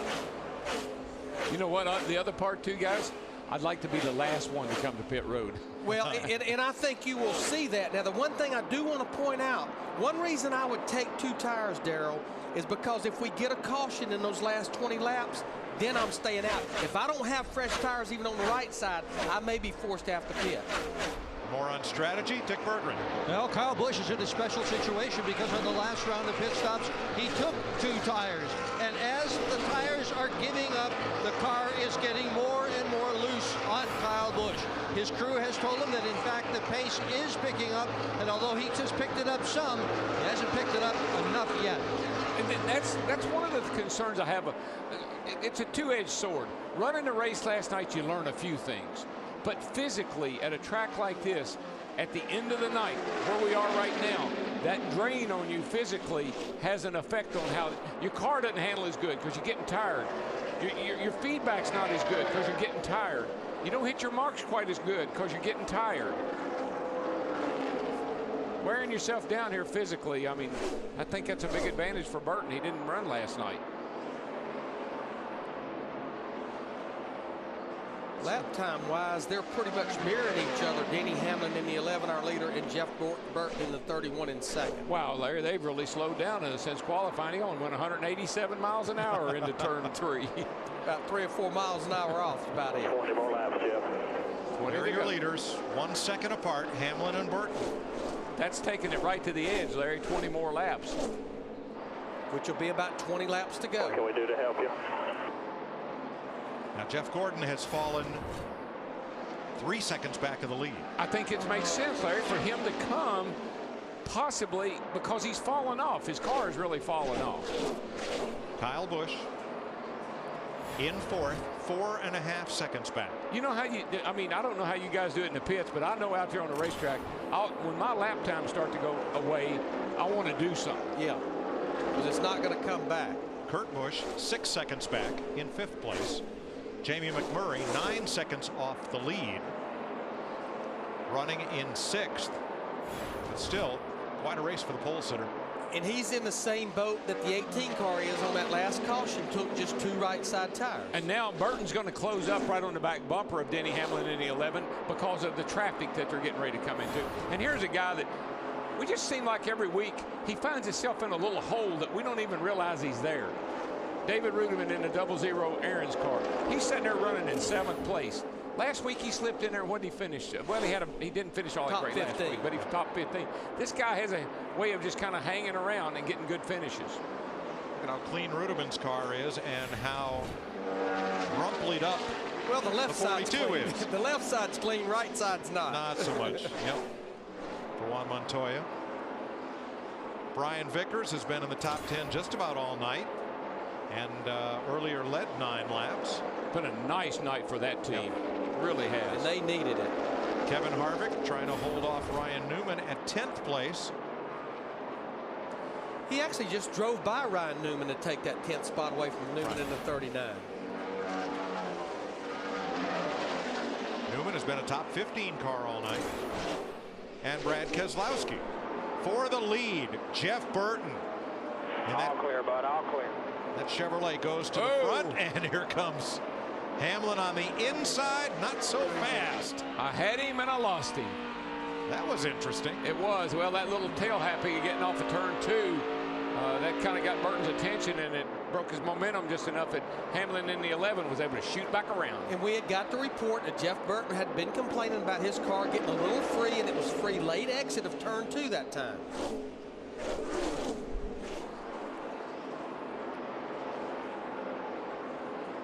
So Burton has to regrid to try to get past Hamlin once more.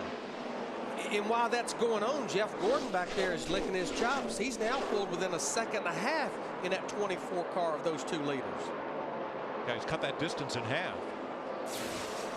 See this again.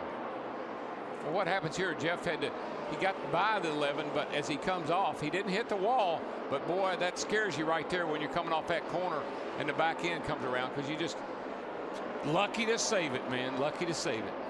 Steve, that was interesting for Denny Hamlin. Yeah, he made the move work, Mike, but he just told Mike Ford, he said, I've gotten a little bit tight. Mike said, 10-4, we're going to see you on pit road in about 17 laps. That seems like an eternity at this point of the night. 17 more laps. And that's half the distance they have to run.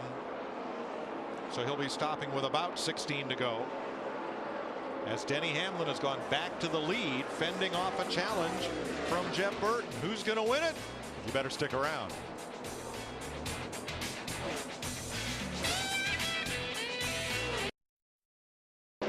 Joey Logano's made a pit stop. Paul Menard, now Dale Jr. is in. Up front, Jeff Burton goes back to the lead around the 11 of Denny Hamlin. Meanwhile, Jeff Gordon made a mistake. He was trying to get onto pit road. Tony Stewart made a late entry in, and Gordon could not make the commit cone. So he lost a lot of time, had to come all the way around, and now comes on pit road. And caution waves. Caution's out. Got a car spun off turn 2. When we've got a bunch of our lead lap cars on pit road, I think they'll just keep going, and they should be able to stay on the lead lap. Looks like Mark Martin in the 5, he's going to go ahead and try to get his 2 tires. Same with David Rudiman, who made his pit stop. Everybody else just cycles through, and it'll take a minute to sort this one out as caution is out for the 11th time tonight. Now, if these guys like Mark Martin in the 5, if they win the battle to the end of pit road, they would have done their pit stop, and they'll be golden right here. This will take a little sorting out. And Jeff Gordon, a lap ago, tried to get onto pit road. Tony Stewart was ducking in. Gordon couldn't make it to the commit cone, and he had slowed down almost to pit road speed. He had to zip around the track again to come into pit road, and he's lost a lot of track position as a result.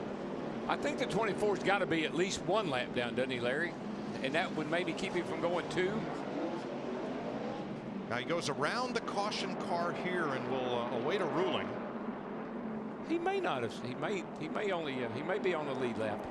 If he did not stop in his pits that time, he should be in good shape. Got it. Right. Got it. He went down pit road, did not stop. But he missed. But he slowed down. Right. So he missed pit road on his first attempt. Right. Stayed so he on had to track. go all the way around. So it's going to be hard for him to stay on the lead lap. Then the caution comes out. I don't see how he can be. And he shoots down pit road before the leader comes around, and the caution car picks him up. But that would have been all right on his first try. But he was on his second try. But the first try he didn't come down pit road. He stayed out on the racetrack. And he was close enough to the leaders that he should not, he didn't lose all that much time. Somebody help me. Working on it. Jeff Burton is the leader. Denny Hamlin, Kyle and Kurt Busch, and Jamie McMurray are the front 5. There are 13 cars on the lead lap, including Jeff Gordon, who will be the last car on the lead lap. All right, this is why the caution came out right here. 6 off of 2, you'll be clear behind him. Off the wall now. Joey Logano just had left pit road and was trying to blend in and just lost it. Come on. Caution's out. And that's what brought the caution. You know who's going to be in really good shape? I think the 5. The 5 car. You know how he won this race last year? By being out front. A late pit stop got him out front. All right, we have the explanation from NASCAR as to Jeff Gordon. We'll give it to you after the pit stops. Dick Bergman. And Kyle Busch is pitting. He's going to take just 2 tires on the car and a minor chassis adjustment to try to tighten it up. Krista. Jeff Burton told his boys, make it a good one. He has a trump card. They're the defending winners of the Pit Crew Challenge. They won the money then. Can they be money now? Right side tires, Matt. The Blue Deuce wants right side tires only. Says leave the car alone chassis-wise. Steve. Denny Hamlin to pit road. They debated 2 or 4. Denny said 2 will guarantee me track position. Mike Hicks and Jonathan Sherman changed the tire. I think the 31 car is going to have to come back to pit road. He ran over the air hose on pit out. Matt's in front of Jeff Gordon. And Jeff Gordon is in. Now they are going to go 4 sticker tires. Actually going scuff tires. 4 scuff tires for the 24. Now, no changes. Here's the explanation from NASCAR on Jeff Gordon's position. When the caution waved, Gordon had to beat the race leader to the start-finish line. And did. You see, Gordon is past the start-finish line when that caution comes out. This is Hamlin, right? That's Hamlin in the 31, Burton and Hamlin. Right over here. So since Gordon, who is right there on pit road, got to the start-finish line before Burton and Hamlin, he is on the lead lap. The pace car picks up the leader down in turn number 1, and they cycle Gordon around. So he remains on the lead lap, and Darrell, you are correct. Jeff Burton now comes in to serve his penalty. Yeah, you'll see here that the guy has trouble on the right front, and Jeff takes off on the drop of the jack, and demoralizing right here. You can't do that. You can't run over the air hose. The tire changer has to bring that air wrench and hose back around to the other side of the car before the car leaves, or there is a penalty. So they're going to go ahead and just put left side tires on there. They're pretty much, it's nothing lost by doing it. Except all that track position, Larry, because right now we have 18 cars on the lead lap. The 2 best cars at that point were the 24 and the 31, and they're both going to be at the tail end of the lead lap. Carl Edwards is the free pass car on this, the 11th caution flag of the night. Darrell, here's what I think happened with the 5-car Mark Martin. You see him, that lime green car there, about the 3rd car behind. Right now, he is on the tail end of the lead lap. Our leader, Denny Hamlin, is well back in the field. What you're going to see, since they've got enough fuel and fresh right side tires, you will see probably all these cars, including Greg Biffle in the 16 car who had also pitted, they're going to take the wave around. Denny Hamlin in the 11 is the leader of the race right now. That's the way it should be, but I wasn't so sure that Mark and Alan Gustafson hadn't snookered these guys again by getting in there and getting that work done and coming out with the lead. Well, if Jeff Gordon just barely beat him back, Mark Martin was well behind Jeff Gordon by going ahead and stopping. There was no way they could do it without going a lap down. Because under this new procedure, the pace car will drift back and pick up here's the race Hamlin. leader. Here's Hamlin, our leader back there. All these cars in front of him, they will take the wave around, and he will be the leader of the race. Just like we drew it up in the pre-race show, Jeff and I. And there they go. Now, anyone in that position who did not wish to take the wave around would have to drift to the back behind all of the lead lap cars. Lead lap cars in front for the restart. And some of these cars that took the wave around here, it doesn't necessarily put them back on the lead lap. They just get one of their laps back. Well, let's look at David Rudiman. I mean, David Rudiman was running in the top 10 there. You know, we talked about him running 7th. He is now at the tail end of the lead lap, running 15th. To remind you what happened to Jeff Gordon as he attempted to come on pit road prior to the caution coming out. There you see the 14 of Tony Stewart up high. That left no room for Gordon. Couldn't get himself slowed down enough to enter behind Stewart. Stayed out on track. Then he came around, got on pit road. The caution came out. And it looks like he's going to restart in the 11th position with 20 laps to go. Steve Letarte is, I almost feel like Steve Letarte is blaming himself for that, and I'm not sure why. Maybe he knew Stewart was coming to pit road. 18 lead lap cars, the front 9 rows led by teammates Kyle Busch and Denny Hamlin. Whoa. Here we go, 20 to go. Man, Hamlin got the big restart that time. Woo. And Jamie Mack slides into 2nd place. Yeah, Hamlin got a great restart. McMurray followed him right up through there. That was a big surprise because Kyle has been so good on the restarts, but not tonight. Kyle Busch sits 3rd. His older brother Kurt is 4th. Montoya 5th in the 42. Kevin Harvick 6th. Mike Larry, I believe that caution is just what Denny Hamlin needed. Gives him a chance to stretch his leg a little bit, relax. He should be able to drive off and leave these guys. Boy, that big pack there pounded 3 wide into turn 1, and I didn't think they were all going to make it. I didn't either, and neither did they. Kurt Busch passed Kyle, and that's for 3rd. Kyle Montoya is coming with him in the 42. Kyle is getting freight trained, man. I don't know. His car just didn't come up to speed. And here comes Mr. Where did he come from? Kevin Harvick. You're riding with him.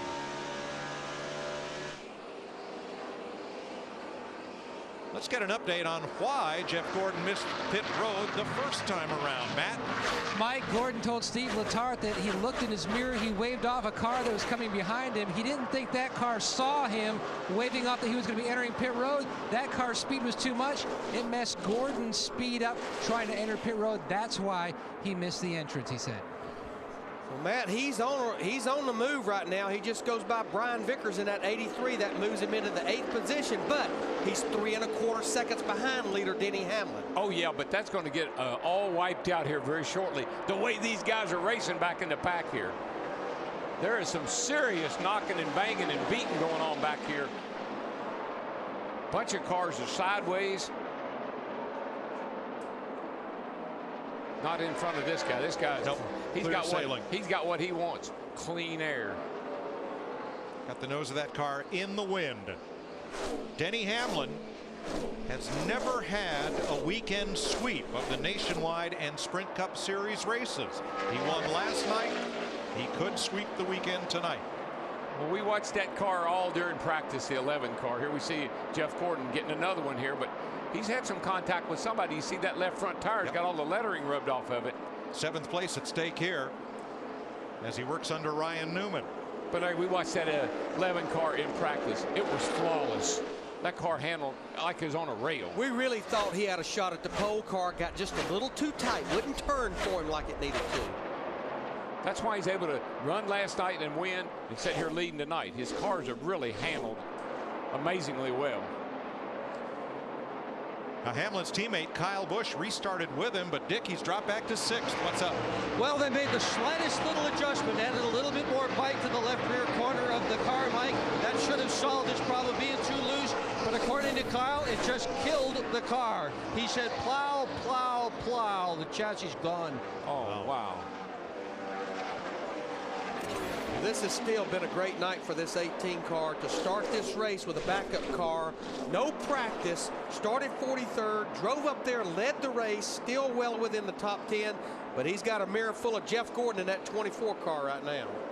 Wow, Elliott Sadler has hit the wall with a 19, but continues. Elliott's one lap down back in the 21st position in this 19 car. But just to follow up on Kyle Busch a little bit as we take a look at here and see what happened to Elliott Sadler. Just gets in there and gets a little too high. Man, it's just that close. You're running so close to the wall.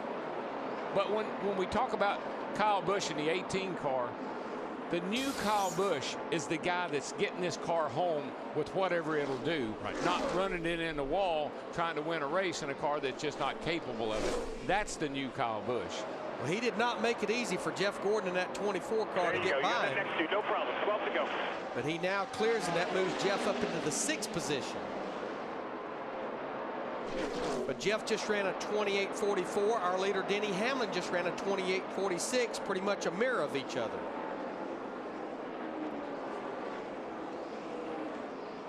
Jeff Gordon in 6th. Jeff Burton, who had to serve that penalty, restarted back in 18th, and he's come up to 11th. Next Sunday, coverage begins at noon, Dover, Delaware. Be with us on Fox at the Monster Mile. Tonight, Darlington has dealt a bad hand to Jimmy Johnson. He went out of the race in a crash with A.J. Allmendinger and finished 36th. Burton trying to come back, but there's only 10 laps to go. Yeah, the only thing that's going to save a couple of these guys, Jeff Gordon and Jeff Burton, is should we get one caution here at the end of the race. Right now, things have settled down. Everybody's kind of single file right now. I don't think there's not any reason to have a caution that from racing each other. I think everybody's just trying to bring it home right now. Well, except Montoya and Harvick for 4th place. I take that back.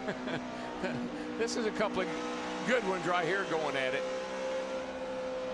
Harv's done a nice job tonight, and Montoya has too. Montoya has been into a lot of trouble tonight to be where he is. And these two guys do not need to get themselves in trouble. Kevin Harvick's our points leader coming in here, should leave the points leader. As you mentioned, Montoya needs a 3rd good run to build some of those points back that he lost in the beginning. He's doing it too. I mean, if he can finish this race where he is, he's going to make up a bunch more points tonight. Yeah, Montoya could leave here one spot up in the points, 17th from when he came in. The big gainer tonight is going to be Jamie McMurray, who came in here 19th and is poised to leave here 16th in the standings as he runs 2nd to Denny Hamlin. See, when this late in the race, when somebody's faster than you are, no mas. No mas. You go. That's Jeff Gordon in the 24 car, just cracks the top 5. Problem, almost 5 seconds behind leader Denny Hamlin now, as they'll be coming to 7 to go. And the good thing for Denny Hamlin is he's got enough cushion now that working traffic is not going to be a problem for him. Yeah, Jamie Mack is 1.2 seconds back of Hamlin. And Kurt Busch just dispensed with a lap car. He's trying to run down McMurray, but the laps are going to wind down quicker than that. As a matter of fact, 11's not even going to catch any traffic. He's not. The race is winding down, and he's got clear sailing, so he's got it made. But when I look at Jamie McMurray in that one car, when you think about it, as we were getting close to the end of 2009, he had no idea what his future was going to hold. Chip Ganassi picks him up. He wins the Daytona 500. He finishes 2nd at Talladega a couple of weeks ago, and right now comes here after setting a new track record yesterday, sitting here running 2nd. 5 laps to go for Hamlin. I like the game plan that he's on this year, driving the Junior Motorsports Nationwide car a little bit. He's happy. He and Bono seem to be getting along really well. He loves where he is. He's happy over there at Ganassi's. It's just turn him around. Different driver. Jeff Gordon battling back, trying to take over fourth from Montoya in these final 5 laps. And it's another night for the 24 of what could have been. Yes. Now he will gain 2 positions in the standings. Gordon will leave here 4th. But another victory, another possible victory, goes to someone else. And we're going to his, we've been to his bread and butter tracks. This is one of them. 7 times he's won here. Right. Martinsville was one of them. There's so many places we've been that are Jeff Gordon racetracks. 11th place, Rudeman and Keselowski. And Carl Edwards, twice he's had the free pass, but he's on the lead lap. He's going to get a top 15 finish out of a weekend that started off horribly in practice and qualifying. Well, in fact, 3 of the Roush Fenway cars has just cracked the top 15. In fact, David Reagan in the 6th. He's the highest running Roush Fenway car in 13. Carl Edwards has just gutted it out this whole weekend. Had a bad car in practice qualifying, but he hung in there and did his job. 2 to go next time for Denny Hamlin. You know, Mike, he has never finished worse than 13th here, and Joe Gibbs brought him here in 2004 and made his debut in the Nationwide Series. Had to start at the rear of the field because qualifying was rained out, and came home with a top 10 finish. All I can tell you is, I said this earlier and I'm going to say it again. If getting your knees repaired will make you run like he's been running, I'm getting both of mine done. Coming for the white flag. Hamlin says the worst part about the recovery from surgery, he has not been able to do his cardio training. So the best training he's done has been behind the wheel. A winner last night and half a lap away from his first weekend sweep in NASCAR's top 2 divisions. If this is the toughest track we go to, this cat has tamed it last night and tonight. Off turn 4 for the final time. Denny Hamlin. All we do is win. Wins the Showtime Southern 500. His 11th career victory in his 162nd start. And his 3rd win of 2010. Tying Jimmy Johnson for the most wins this season. That's his mom. Proud of you, man. Kept your head. Could have lost today, but you did good. Proud of you, man. Well, Mike Ford, the crew chief. I guess if you come in here one of the Fast 4 for the DirecTV head-to-head, if you want to take the money for your charity, win the race. I wonder if anybody won the $1 million. Any fan? I don't know, but did I win anything? I had Hamlin tonight. Yes, you did. And that's it. Our congratulations. It's a hearty handshake. Thank you very much. And we'll see you in Dover. Light them up, Denny. For the 2nd night in a row. Piece of cake, Larry. Piece of cake. Jamie McMurray 2nd, Kurt Busch, Jeff Gordon, and Juan Montoya the top 5. Harvick, Kyle Busch, Jeff Burton, Ryan Newman, and Ryan Vickers the top 10. We'll have all the celebration for you from Darlington right after this. Promotional considerations provided by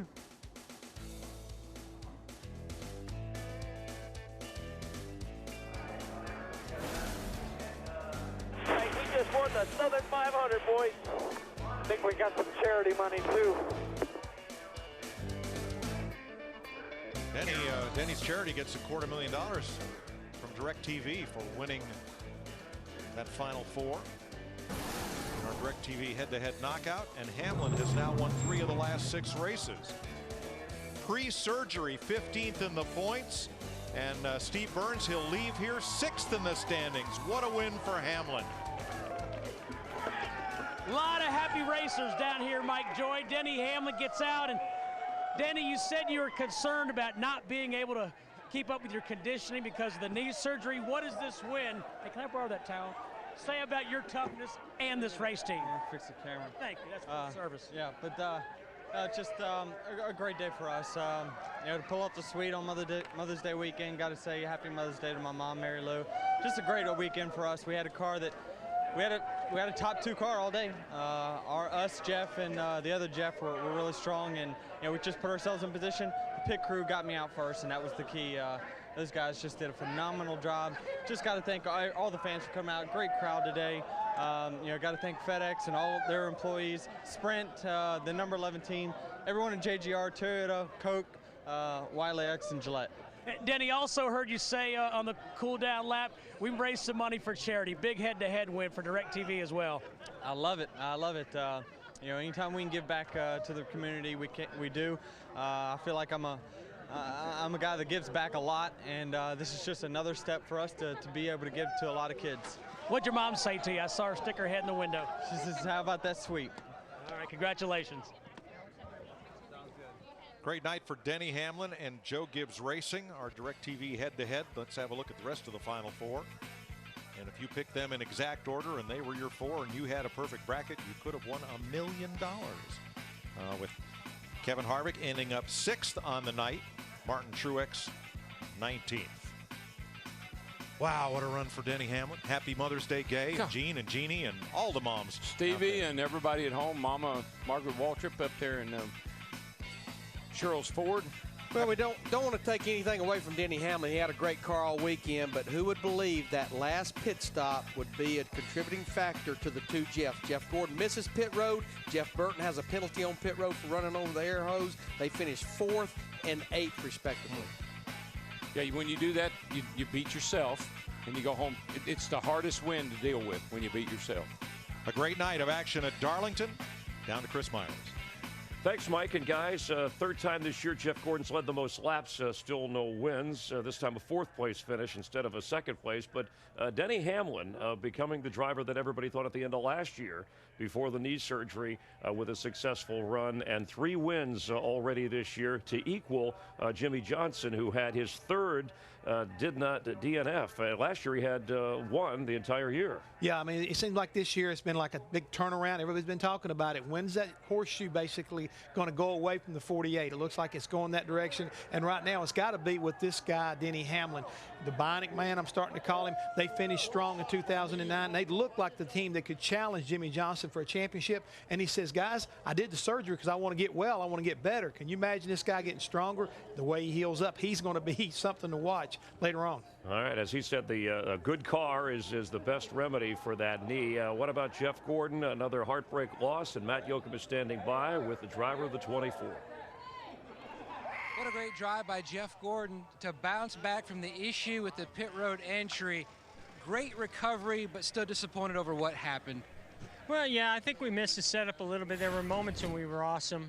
You know, track position is so important at this place. And, you know, it just seemed like on 2 tires we were great, on 4 tires we really struggled. And then, you know, we were going to come in and pit a little early and take 2, and I just didn't signal the guys behind me, and I was going to get run over, and so, you know, I just didn't get slowed down good enough. So my fault. I mean, of course, Steve's saying if we had pitted and the caution come out, we might have been in worse trouble, but I still don't like making mistakes like that. And, you know, we had a great car and a great team. I mean, if we'd gotten out front, I think we had something for him, but I don't know if we were ever going to get out in front of the 11. You know, he was good, and I don't know. You know, we'd like to see what would have happened there, but I'm happy that we drove up through there and got 4th. And this team goes on to yet another great track for Jeff Gordon, the Monster Mile at Dover. Well, it's been a fantastic weekend for Jamie McMurray. From the pole to a 2nd place finish, your best ever at this racetrack. Did you have fun here at the Lady in Black tonight? Yeah, I just was praying that there weren't going to be green, white checkers. Once we got to the white flag, I was like, all right, you just got to get around here. You know, tires, it just seemed like track position was really important, and when you could get out front, you could go. And when we got back in traffic, we kind of were a 5th or 6th place car, but our McDonald's Chevrolet was good. It was a really good weekend for us, and I got into the wall early on, and the guys did a really good job fixing it, and we had good pit stops, and I think Juan finished in the top 5 also. So the guys at the shop are just building incredible cars, and it's certainly an honor to get to drive them. All right, thanks, Jamie. Great night for Earnhardt Ganassi Racing. Kurt Busch finishing 3rd with a car that's all scraped up on the right-hand side. How hard fought was that 3rd place finish? It was a great battle. I feel like we did everything right tonight with our strategy. And then to come in for that last stop and be on the 2-tire sequence, that was the best thing that could have happened to us. The last 2 runs were the fastest for the Miller Lite Dodge. So thanks to Steve Addington and all our guys, just kept plugging away. This damage came on the last lap. I threw it all out on the line, giving it all I had to get McMurray.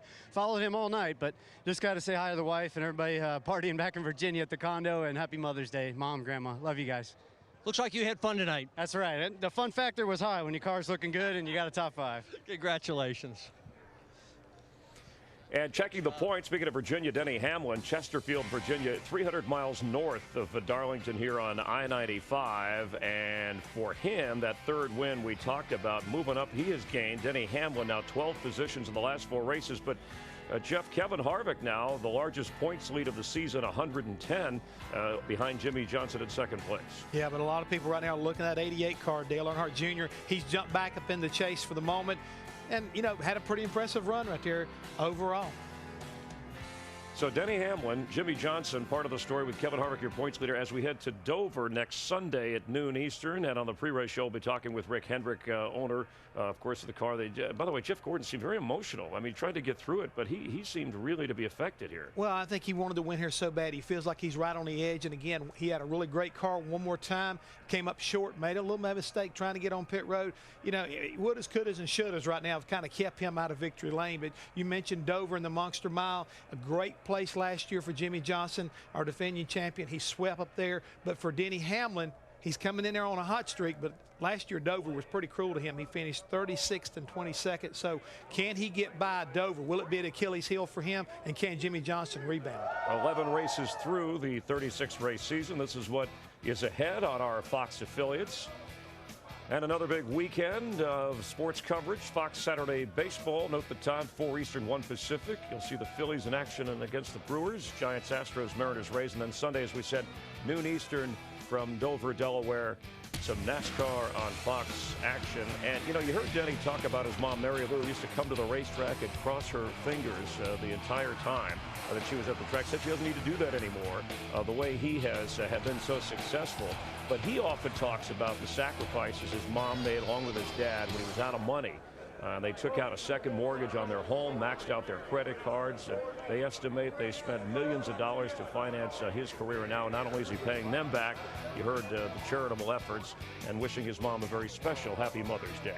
I can't wait to get to the Monster Mile next week in Dover. It'll be a lot of fun. It will be.